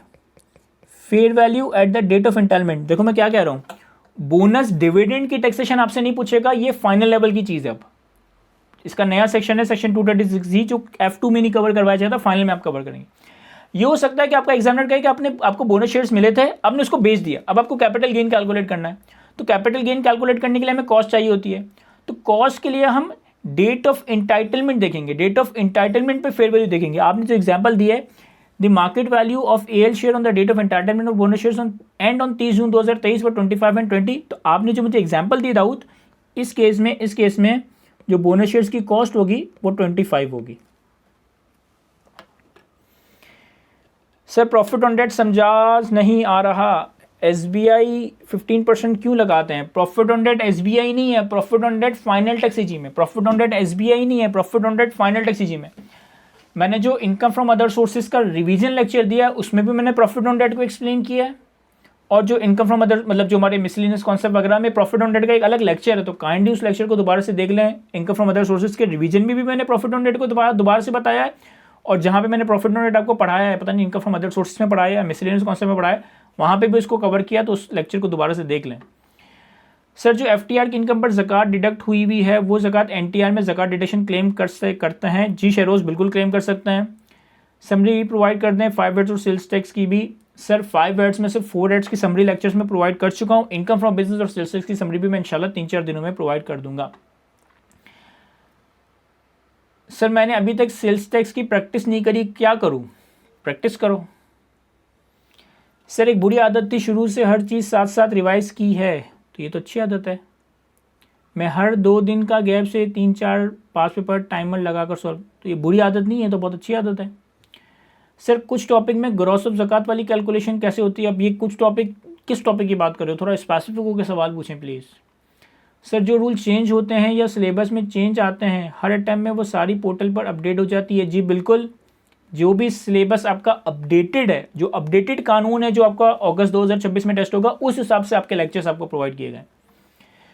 Sir supply to unregistered cottage industry पर 4% फर्दर टैक्स चार्ज होगा? नहीं, कॉटेज इंडस्ट्री को जब आप सप्लाई करोगे, तो आप फर्दर टैक्स चार्ज नहीं करोगे, क्योंकि कॉटेज इंडस्ट्री एक ऐसा पर्सन है जो कि रजिस्टर्ड नहीं है लेकिन लायबल टू बी रजिस्टर्ड नहीं है। तो चूंकि cottage industry liable to be registered नहीं होता, तो उस पर हम फर्दर टैक्स चार्ज नहीं करते। सर क्या कंपनी का पब्लिक प्राइवेट लिस्टेड होने से किसी एडजस्टमेंट पर फर्क पड़ता है, टैक्सेशन पर, स्लैब रेट पर, या इन सब की टैक्सेशन पर? देखें, कंपनी की टैक्सेशन आपके कोर्स का पार्ट ही नहीं है, तो इनकी टैक्सेशन पे, एडजस्टमेंट पे, स्लैब रेट पे कोई फर्क पड़ता ही नहीं पड़ता। आपके लिए लीज बॉथर्ड है। आपको पब्लिक कंपनी प्राइवेट कंपनी का कॉन्सेप्ट पता होना चाहिए। हाँ, कैपिटल गेन के लिए एक फ़र्क पड़ता है कि अगर पब्लिक कंपनी के शेयर्स होंगे तो वो सिक्योरिटीज़ है, पब्लिक कंपनी के शेयर्स नहीं होंगे, प्राइवेट कंपनी के शेयर्स होंगे तो वो सिक्योरिटीज़ नहीं है। सर सैलरी के ऐड में ईसॉस की एडजस्टमेंट में जो रिस्ट्रिक्शन पीरियड है वो शेयर्स को सेल करने का होता है या ऑप्शंस को भी? वो शेयर्स को सेल करने का होता है, ऑप्शन को सेल करने का कोई रिस्ट्रिक्शन पीरियड जनरली नहीं होता। सर थ्योरी के जितने भी चैप्टर्स है वो मैंने आपके पोर्टल से नहीं पढ़े हैं, वो मैंने खुद से रीड करके समझने की कोशिश की है, जो नहीं समझ आया वो मैंने वीडियो से देख लिया। सर क्या ये अप्रोच सही है? थ्योरी की वीडियोस काफ़ी बोरिंग है। बिल्कुल सही अप्रोच है सलमान। मैं पिछली 5-6 टाइम से पहले तो कभी इन चैप्टर्स के लेक्चर्स देता ही नहीं था कि भाई ये थ्योरी के चैप्टर से खुद पढ़ के याद कर लो। ये तो बच्चों ने दिमाग खा के सर लेक्चर, तो मैंने सर असद से रिक्वेस्ट की कि भाई आप इनके लेक्चर रिकॉर्ड करके प्रोवाइड कर दें। नहीं भी देखें, उनकी थ्योरी खुद से पढ़ ली है। एग्जाम में आपको सर असद बना के थोड़ी आना है, एग्जाम में तो आपको उसका जवाब लिख कर आना है। सर सितंबर 26 के अटैम्प्ट का पेपर सॉल्व करवा दे? जी बिल्कुल सॉल्व करवा दूंगा। सर प्लीज़ सेल्स टैक्स और IFB की क्विक रिवीजन? जी बिल्कुल डाल देंगे। सर पेपर में मार्क्स सिर्फ फाइनल आंसर के मिलते हैं या क्वेश्चन सही क्या होता है उसके भी मार्क्स मिलते हैं? देखिए एग्जाम में जो मार्क्स है ना वो फाइनल आंसर के नहीं होते, वो एडजस्टमेंट्स के होते हैं। फाइनल आंसर तो किसी का भी सही कैलकुलेट नहीं होता होगा, क्योंकि एक आधी एडजस्टमेंट तो किसी ना किसी की गलत हो ही जाती होगी। तो एग्जामिनर हर एडजस्टमेंट के आपको अलग-अलग मार्क्स दे रहा होता है। अस्सलाम वालेकुम सर, थर्ड शेड्यूल आइटम को सम क्वेश्चन में अपोर्शन में लिया है एंड कुछ थर्ड शेड्यूल आइटम को नहीं लिया, मतलब समझ नहीं आ रहा। देखें, अगर थर्ड शेड्यूल आइटम हमने बाय करके सेल कर दी होंगी ना, अगर थर्ड शेड्यूल आइटम हमने बाय करके लोकली सेल कर दी होगी तो वहाँ पे उसकी अपोर्शनमेंट के लिए कंसिडर नहीं किया होगा।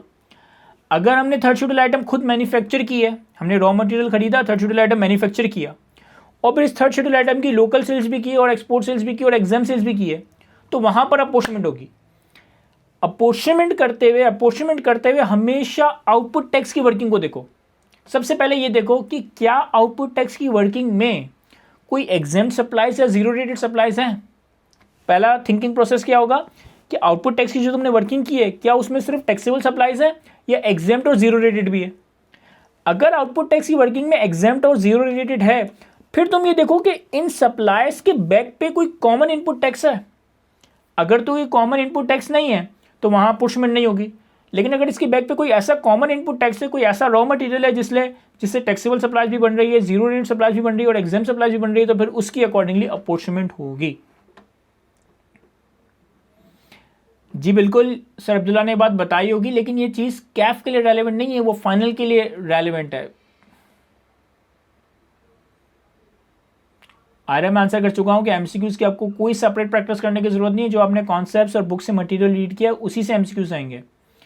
सर पेपर के ऊपर पॉइंट नोट कर सकते हैं? नहीं, क्वेश्चन पेपर के ऊपर लिखना अलाउ नहीं होता।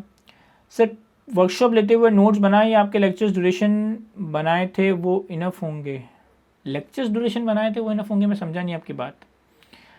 अस्सलाम वालेकुम सर, क्वेश्चन अगर 100% सॉल्व नहीं हो रहे तो क्या मसला है? नहीं, कोई मसला नहीं है, आपने 100 मार्क्स में से 50 मार्क्स सिक्योर करने हैं। तो अगर आप पूरा पेपर सॉल्व करके 50% पेपर भी सही करते हो आपका पास हो जाएगा। आप अगर 80 मार्क का पेपर सॉल्व करके उसमें 60-70% सवाल भी सही सॉल्व करते हो तो भी पास हो जाएगा। हाँ, एमसीक्यूज को स्टार्टिंग में ही कर लो ना, एमसीक्यूज को स्टार्टिंग में सॉल्व कर लेना है। सर मेरे दोस्त डिफरेंट टीचर से पढ़ रहे हैं तो वो 95% ऑफ आउटपुट टैक्स जिनकी एफबीआर से पॉज लगी हुई हो वो वाली चीज़ पढ़ रहे हैं, तो उन्होंने मुझे भी ये बताया है, आपने पढ़ाया नहीं है इसलिए कंफर्म करा। देखें, अगर आपने IQ स्कूल ऑफ फाइनेंस में एडमिशन लिया है तो ऑब्वियसली किसी से फीडबैक लेकर या मुझ पर ट्रस्ट करके एडमिशन लिया, तो जो मैं आपको बता रहा हूँ अब आप उस ट्रस्ट को कंटिन्यू रखें, इंशाल्लाह आपका पेपर पास होगा। वो जो 95% वाली बात बताइए, मैं ये नहीं कह रहा कि ये बात कानून में नहीं है, ये बात है कानून में, ये एक SRO में लिखी है और वो SRO कैफ लेवल पर रेलिवेंट नहीं है, वो SRO CA फाइनल लेवल का है। सर मार्च अटेम्प्ट की 5 पेपर्स की रिकॉर्डिंग अपलोड कर दें? करवा देंगे बिल्कुल सर। सेल्स टैक्स में लिखा हुआ है कि machinery are use for manufacturing of taxable goods और इलेक्ट्रिसिटी बिल इनपुट टैक्स और क्यू में taxable and zero rate exempt gross हो। मुनीब आपका सवाल बिल्कुल भी समझ नहीं आ रहा, आपने इतना खिचड़ी बना के लिखा है कि सेल्स टैक्स में लिखा है कि machinery are use for manufacturing और टैक्सेबल गुड्स और इलेक्ट्रिसिटी बिल इनपुट टैक्स और क्यू में टैक्सेबल और जीरो रेट और एग्जाम गुड्स, तो अपॉर्चमेंट इनपुट मशीनरी की टैक्सेबल और जीरो रेट मुझे समझ ही नहीं आ रहा। और ये जो आप पूछ रहे हो ना कोई एक स्पेसिफिक क्वेश्चन है तो बेहतर है उस क्वेश्चन का सोल्यूशन देख लो, ऐसे तो ना आप मुझे सवाल समझा पाओगे ना मैं आपको आंसर दे पाऊंगा। जी सेल्स टैक्स और IFB की वीडियो बना देंगे सर। ग्रेचुटी या पेंशन का एग्जाम्ड पार्ट होगा तो क्या एग्जाम्ड इनकम में शो करेंगे? यस, जो भी एग्जाम्ड इनकम होगी उसे आप एग्जाम्ड इनकम की हेडिंग में शो करोगे। सर हाईलाइटर यूज़ नहीं कर सकते। सर रिवीजन लेक्चर्स पोर्टल पर अवेलेबल होंगे या यूट्यूब पर शेयर होंगे? यूट्यूब पे तो अवेलेबल ही है, पोर्टल पे भी कर सकता हूँ, यूट्यूब पे अवेलेबल है तो यूट्यूब पे ही देख लो। MCQs वर्किंग कहाँ करें और 15 मिनट रीडिंग टाइम में MCQs ना कर लें? जी MCQs सॉल्व कर लें। सर ये रिवीजन लेक्चर्स के जो आप बता रहे हैं ये कहाँ अपलोडेड है? यूट्यूब पर। सर क्वेश्चन पेपर में उतनी मार्किंग कर लें जैसा आप सेल्स टैक्स के क्वेश्चन में? हाँ इतना देखो पेंसिल से तुम लिख सकते हो छोटा मोटा, इतना पता नहीं चलता इन्विजिलेटर को। अब तुम पूरी पूरी कहानी लिखोगे तो इन्विजिलेटर को दिख जाएगा और दिख जाएगा तो तुमसे ले लेगा pass paper question paper. Sir corporate reporting में sustainability code of ethics important है और इम्पोर्टेंट टॉपिक्स का भी बता दे जो कि पक्का कर ले और पेपर निकल जाए। देखिए अगर आप पिछली 5-6 अटेम्प्ट का पेपर देखेंगे ना तो आपके पेपर के अंदर 9 सवाल 8 सवाल 10 सवाल एग्जामिनर पूछता है और टॉपिक ही आपके पास टोटल कितने हैं? 15-20 टॉपिक है। फिर वो कभी कभार एक ही सवाल में 2-3 टॉपिक डाल देता है। तो इन टॉपिक्स में से कुछ ऐसा बचा नहीं है जिसको तुम छोड़ के जाओ, हर सवाल से कोई ना कोई टॉपिक आएगा। मुझसे अगर पूछोगे तो मुझे लगता है कि इस दफ़ा सस्टेनेबिलिटी से 5-6 मार्क का सवाल ज़रूर पूछेगा। इथिक्स से भी 2-3 अटैम्प्ट के गैप से वो 5-6 मार्क का सवाल पूछ लेता है। तो किसी अटैम्प्ट को छोड़कर जाना इज़ एज गुड एज कि आप वो सवाल अटैम्प्ट नहीं करो, क्योंकि आपका एग्जामिनर सारे टॉपिक्स को कवर करता ही है। कभी एक सवाल में 2 टॉपिक दे देता है, कभी एक सवाल में 3 टॉपिक दे देता है और इस तरीके से कवर कर लेता है।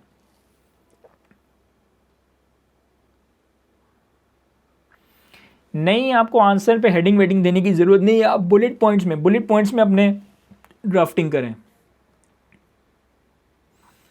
सर टैक्स की थ्योरी याद करने की स्ट्रेटजी बता दें। जो भी टैक्स की थ्योरी है वो सारे पेपर्स फाड़ो, बाल्टी में पानी भर के इन सारे पेपर्स को घोल दो और फिर वो पानी पी जाओ और उसके बाद फिर उस थ्योरी को रिवाइज कर लो तो पक्का हो जाएगा। सर मतलब हर क्वेश्चन अलग पेज पे करना है? जी हंजिला बिल्कुल हर क्वेश्चन अलग पेज पे करना है। सर मतलब हर रिक्वायरमेंट अलग पेज पे करनी है? जी अतीका हर रिक्वायरमेंट अलग पेज पे करनी है।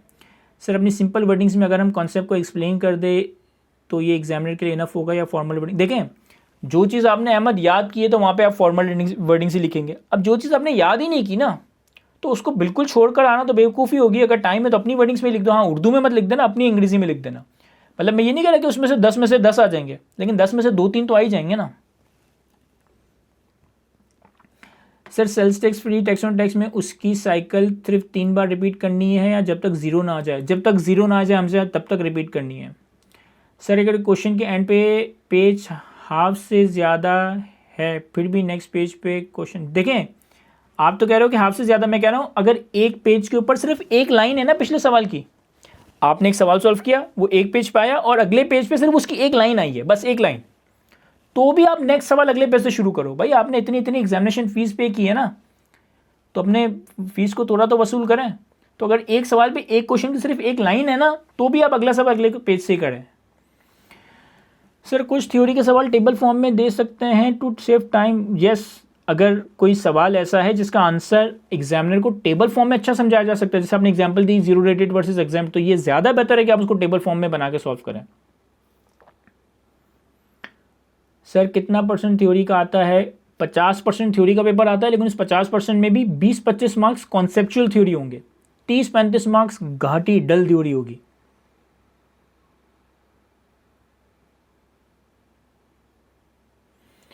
एफआर में error IS8 closing entry with example, मैं समझा नहीं हमजा आप क्या कहना चाह रहे हो। ठीक है, था कैप 6 की भी रख लेता है। सर इनकम फ्रॉम बिजनेस में आपका पैटर्न फॉलो करें, एडलेस वाला कोई इशू तो नहीं? अगर आईकेप को इनएडमिसिबल एडमिसिबल की हेडिंग ना फॉलो करें, कोई इशू नहीं है फाद, आप एडलेस करें। सर अगर जस्ट क्वेश्चन बैंक करें फिर 3 दिन पहले 2025 के पास पेपर करके इसके बाद रिवीजन करें, देखो आपके ऊपर है आप किस तरह से रिवीजन को प्लान करते हो। एज गुड एज कि आप किसी भी स्टडी से पूरा कोर्स रिवाइज कर लेते हो, दिस इज गुड। सर मैंने आपका टैक्स का वॉल्यूम 1 90% क्वेश्चन सॉल्व कर लिए हैं, is it enough for volume 1? Yes बिल्कुल। सर अगर किसी एडजस्टमेंट में कुछ बातें ना बताई तो क्या हम खुद से अज्यूम कर सकते हैं और नीचे नोट लिखना पड़ेगा फिर? यस, अगर आप कुछ भी अज्यूम कर रहे हो, अगर आपको लग रहा है सवाल में कोई चीज़ मिसिंग है और आप कुछ भी अज्यूम कर रहे हो, तो अपनी अजम्पशन लाजमी लिखनी है। आपने अपनी अजम्पशन ज़रूर लिखनी है अपने आंसर पेपर में कि मैं ये अज्यूम कर रहा हूँ इसको अटैम्प्ट करते वक्त या सॉल्व करते वक्त। अली अब्बास, कैपिटल गेन में ये टैक्सेशन है कि अगर किसी पब्लिक कंपनी के शेयर्स हो ना, तो वो पब्लिक कंपनी का शेयर सिक्योरिटी बन जाता है, और अगर प्राइवेट कंपनी का शेयर हो तो वो सिक्योरिटी नहीं होता। अगर लिस्टेड कंपनी का शेयर हो तो वहाँ पर हम 0.5% की ट्रांजिशन कॉस्ट की एडजस्टमेंट करते हैं, और अगर अनलिस्टेड कंपनी का शेयर हो तो वहाँ पर हम 0.5% की ट्रांजिशन कॉस्ट का जिक्र नहीं करते। Sir jet fuel to park airway 800,000 ये जीरो रेटेड क्यों है? क्योंकि जीरो रेटेड के सेक्शन में आपने पढ़ा था ना कि अगर कोई item for consumption on board for a destination outside Pakistan supply की जा रही है, कौन सी बात है सर ये, मैं बताता हूँ।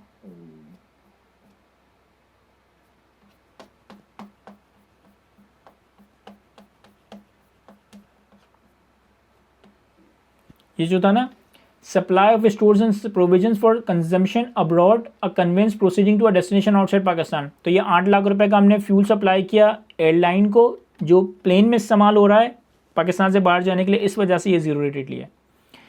सर मैंने आपके सारे लेक्चर्स और उसमें जो क्वेश्चंस आपने करवाए थे सबको अच्छे से समझा है और प्रॉपर खुद से ऐड करके नोट्स बनाए हैं। अब नेक्स्ट स्टेप क्या लूँ? फुल लेंथ पास पेपर सॉल्व नहीं किए सर, पहले रिवाइज़ करूँ या फुल लेंथ?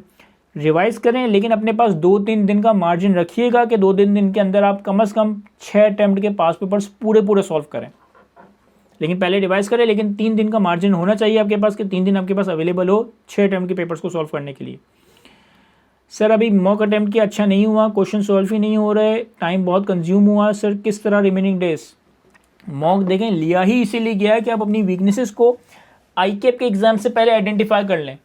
अब आपका मॉक अच्छा नहीं हुआ तो आपने इवैल्यूएट करना है कि क्या कॉन्सेप्ट्स वीक थे, क्या टाइम मैनेज नहीं हुआ, जो चीज़ का मसला था उस चीज़ पे काम करना है। अगर कॉन्सेप्ट्स वीक हैं तो रिवाइज़ करना है, अगर टाइम मैनेजमेंट का मसला है तो एक तो प्रैक्टिस करनी है और पूरे पेपर्स 3-3 घंटे में सॉल्व करने की कोशिश करनी है, तो इससे आपकी प्रैक्टिस होगी कि टाइम मैनेजमेंट कैसे करनी है। कितने सवाल हैं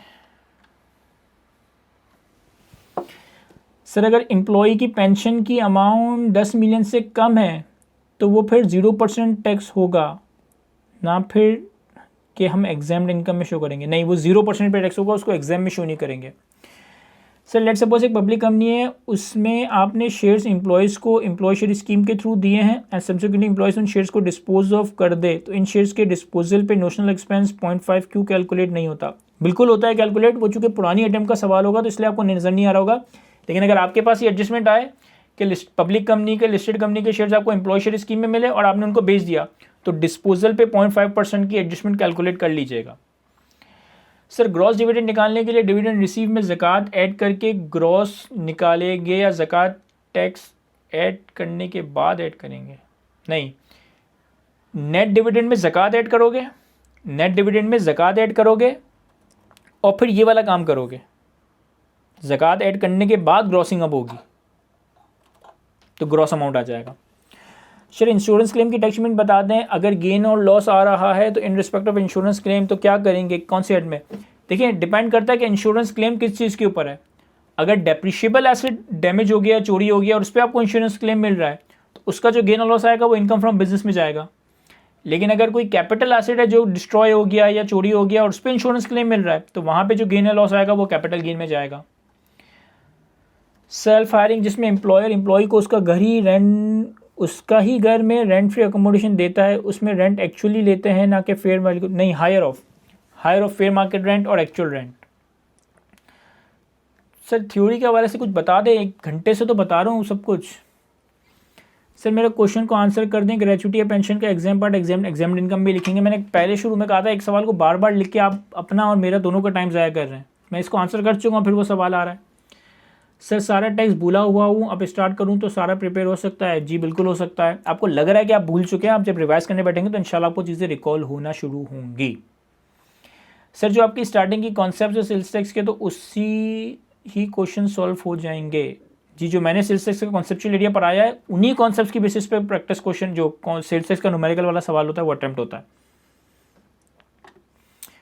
मल्टीपल टाइम शाह बता चुका हूँ कि थ्योरी के चैप्टर्स कौन से हैं। इनकम टैक्स में return assessment appeal, study tax का चैप्टर 1 to 3 और सेल्स टैक्स के अंदर जो भी सर असल चैप्टर कवर करवाए ना वो थ्योरी के हैं।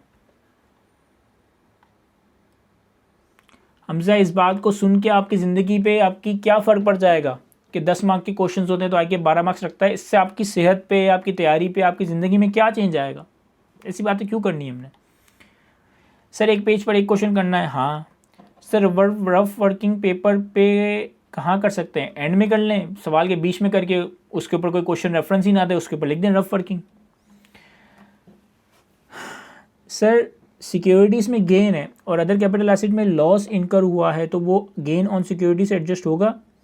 आपका जवाब है यस, सिक्योरिटीज़ की गेन से अदर कैपिटल एसेट का लॉस एडजस्ट हो सकता है। सर इमोल प्रॉपर्टी में गेन होता है और अदर कैपिटल एसेट में लॉस होता है, यस इसको भी एडजस्ट कर सकते हैं।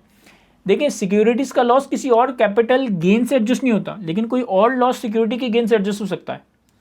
इमोल प्रॉपर्टी में गेन आता है या और दूसरे कैपिटल एसेट में लॉस आता है तो ये भी एडजस्ट हो सकता है।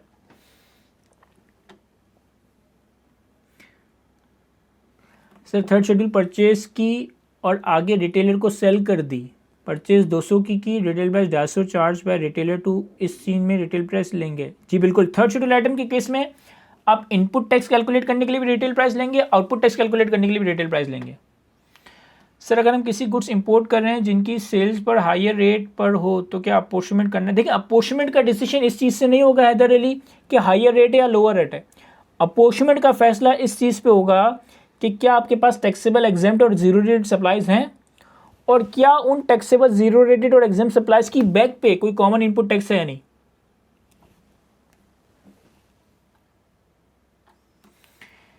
सर टैक्स में वर्किंग के मार्क्स मिलते हैं, हर पेपर में वर्किंग के मार्क्स मिलते हैं, तो हर पेपर में जहाँ जहाँ वर्किंग कर रहे हो वहाँ वर्किंग शो भी करोगे और उसको रेफर भी करोगे। फॉर एग्जांपल आपने मेन सॉल्यूशन में एक नंबर लिखा और वो वर्किंग 1 से आ रहा है तो उसको प्रॉपर रेफर करना होता है। सर एफआर में क्वेश्चन की एडजस्टमेंट का नंबर क्वेश्चन पेपर में लिख सकते हैं? ये मैं आपका सवाल नहीं समझ पा रहा निम्रा, आप क्या कह रहे हो? सर एमसीक्यूज वर्किंग कहाँ करें और 15 मिनट रीडिंग टाइम में एमसीक्यूज ना कर लें? जी 15 मिनट रीडिंग टाइम में आप एमसीक्यूज भी सॉल्व कर सकते हैं। मैं जो आपको एडवाइस कर रहा था एमसीक्यूज को इग्नोर करते हुए कर रहा था, लेकिन अगर 15 मिनट में हम एमसीक्यूज सॉल्व कर लेते हैं ये भी वेल एंड गुड है। सर इस बार टेक्स्ट में आपके ख्याल में लॉन्ग क्वेश्चन में किसके आने के ज़्यादा चांसेस हैं? मेरा कोई ख्याल नहीं है इस पर, मतलब जो एग्जामिनर की मर्ज़ी।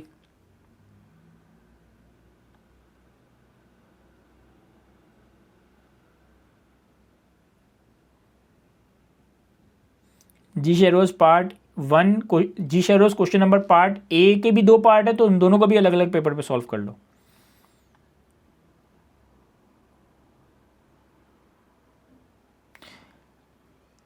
सर एफआर के लॉन्ग क्वेश्चन के चैप्टर की डेली किसने क्वेश्चंस करें कि टाइम मैनेजमेंट और question.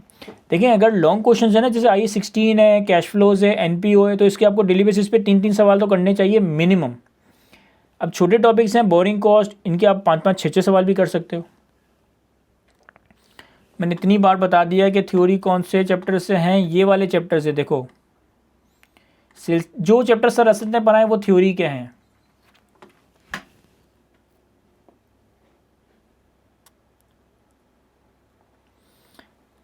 Hamza Abdullah, surplus fund के बैलेंस पे जो सरप्लस इनकम आएगी वो सिर्फ स्पेसिफिक बोरिंग कॉस्ट को ही कम कर सकती है, एडजस्ट कर सकती है, जनरल बोरिंग से नहीं। जनरल बोरिंग का सरप्लस फंड नहीं होता, सरप्लस फंड होता ही स्पेसिफिक बोरिंग के केस में।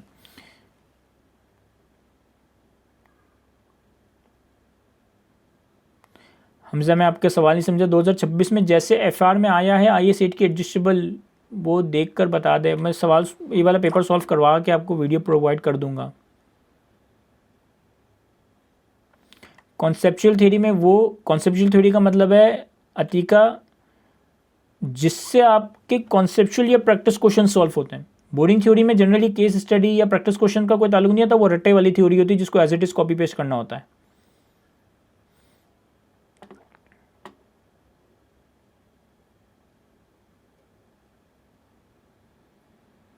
जी शेरोज, अगर आपको rent of building with plant and machinery दी हुई है और प्रॉपर्टी की और प्लांट एंड मशीनरी की कॉस्ट नहीं दी हुई, तो फिर आप डेप्रिसिएशन कैलकुलेट ही नहीं कर सकते यहाँ पर।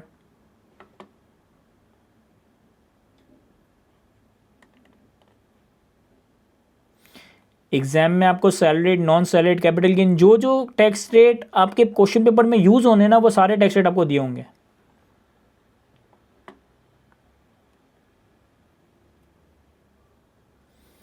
नहीं, टैक्स बख्तावर टैक्स क्रेडिट में टैक्सेबल इनकम में आप डिविडेंड नहीं लेंगे, FTR की इनकम नहीं लेंगे। हाँ, सेपरेट ब्लॉक की इनकम भी टैक्सेबल इनकम का पार्ट होती है, लेकिन FTR की इनकम को आप टैक्स क्रेडिट के एवरेज रेट कैलकुलेट करने के लिए नहीं लेंगे। सर सेल्फ फायरिंग समझा दें या लेक्चर्स में समझाइए। मतलब एक चीज़ मैंने लेक्चर्स में आधे घंटे में समझाई है, वही चीज़ मैं Q&A में दोबारा आधे घंटे में रिपीट करूँ, this would not be the purpose of this Q&A session. जो चीज़ आपको कन्फ्यूज़ करिए, लेक्चर्स में ना समझ आई हो, कोई इसमें से सवाल हो, तो उसके लिए मैं यहाँ बैठा हूँ।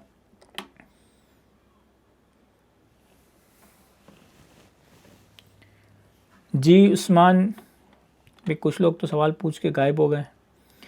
सर ये MCQs के नंबर किससे एडजस्ट होंगे, मतलब थ्योरी के क्वेश्चन से या न्यूमेरिकल के क्वेश्चन से? मींस थ्योरी के क्वेश्चंस कम मार्क्स से आएंगे या न्यूमेरिकल के? मेरे हिसाब से थ्योरी के क्वेश्चंस कम आएंगे, न्यूमेरिकल अपनी जगह रहेंगे 40-50 मार्क के। जो 15 मार्क्स MCQs के हैं वो थ्योरी के पोर्शन से कम होंगे। अगर एग्जाम गुड्स को एक्सपोर्ट किया जाए, बख्तावर, तो ये जीरो रेटेड होगा। एग्जाम गुड्स की एक्सपोर्ट कर देना, आप ये एग्जाम नहीं रहा, अब ये जीरो रेटेड हो जाएगा।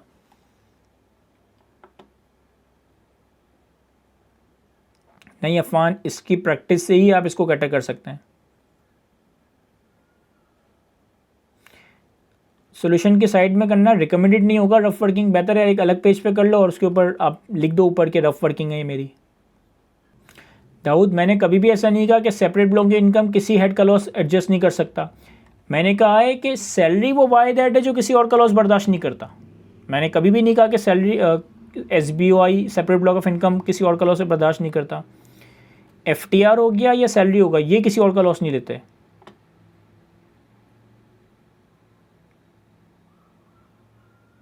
नहीं, जो आपने रीजनिंग लिखी है कि FBR चाहता है कि पूरा पूरा टैक्स मिले, ऐसी कोई रीजनिंग नहीं है। FTR एक अलग दुनिया है, FTR से लॉसेस एडजस्ट नहीं होते। NTR में सैलरी किसी का लॉस बर्दाश्त नहीं करता। अगर कैपिटल गेन की कोई सेपरेट ब्लॉक ऑफ इनकम है तो उससे लॉस बिल्कुल एडजस्ट हो सकता है।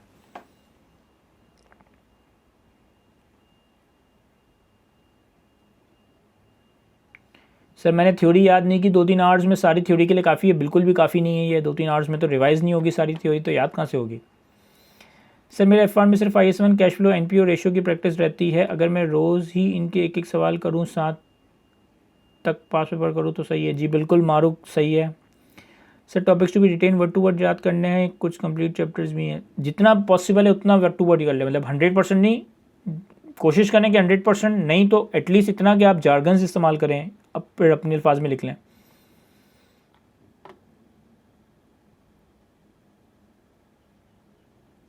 कॉन्सेप्चुअल फ्रेमवर्क हमजा मैंने नहीं पढ़ाया, वो सर असद ने पढ़ाया है गैस। सर एफर्ट्स 15 अगर नहीं किया तो पास पेपर नहीं किए तो बाकी चीज़ें पक्की कर लूँ, जवाब दे चुका हूँ इसका। सर थ्योरी के चैप्टर्स में आप टॉपिक स्पेसिफाई कर सकते हैं जो काफ़ी इंपॉर्टेंट है। सर असद से रिक्वेस्ट कर लें, सर असद कर सकते हैं क्योंकि सर असद ने ये चैप्टर्स पढ़ाएं तो उनको ही ज़्यादा बेहतर पता होगा इसमें क्या आता है क्या नहीं। Sir 0.5 notional expense just market based transaction में करना है या फिर जब भी सिक्योरिटीज़ का डिस्पोजल हर एक। हाँ, ये मार्केट बेस्ड ट्रांजेक्शन का मतलब होता है शेयर, जब आप स्टॉक एक्सचेंज पे शेयर्स को सेल परचेस करते हो, जब आप स्टॉक एक्सचेंज पे शेयर्स को सेल करते हो या वहाँ से परचेस करते हो तो हम 0.5% की नोशनल एडजस्टमेंट लेते हैं।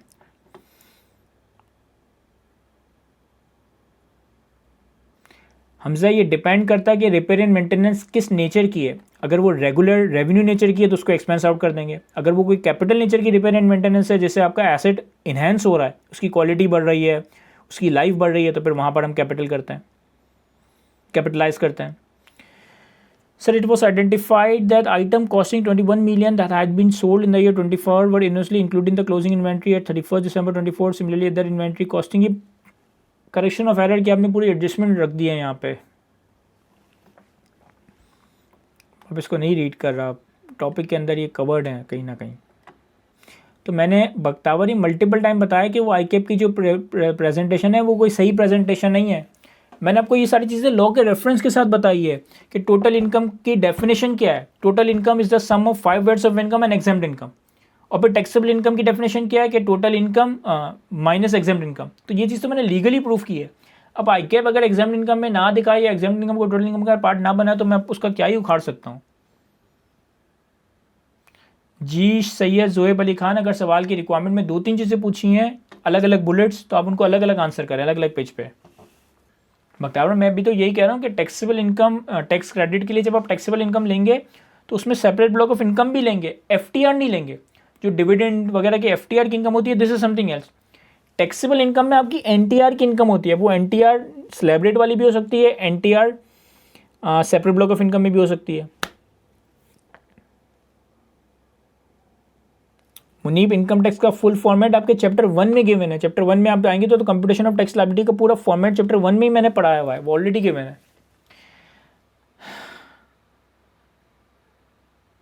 शेरोज, मैंने आंसर किया कि अगर तुम्हें चीज़ों को रिवाइज विद प्रैक्टिस करना है तो उसके लिए वर्कशॉप लेनी होगी। अगर तुम्हें सिर्फ चीज़ों को कॉन्सेप्चुअली रिवाइज करना है, प्रैक्टिस खुद कर लोगे तो फिर रिवीजन क्लासेस ले लो। देखो हमजा, जिस रिपेयर एंड मेंटेनेंस से एसेट की परफॉर्मेंस बढ़ेगी या एसेट की लाइफ बढ़ेगी, इसको आप कैश फ्लोज में नहीं लेंगे प्रेजेंट वैल्यू कैलकुलेट करने के लिए। लेकिन वो वाली रिपेयर एंड मेंटेनेंस जो एसेट को अपनी हालत में मेंटेन करने के लिए ज़रूरी है, ये इम्पेयरमेंट की वैल्यू न्यूज़ कैलकुलेट करने के कैश फ्लोज में कंसिडर किया जाएगा। चले जी, हम आज का सेशन को यहीं तक रखते हैं। और अगर मुझे फील हुआ कि अगर अभी हमें और मज़ीद Q&A सेशन की ज़रूरत है तो मैं इंशाल्लाह नेक्स्ट वीक एक और Q&A सेशन अरेंज कर दूँगा। थैंक यू, अल्लाह हाफ़िज़।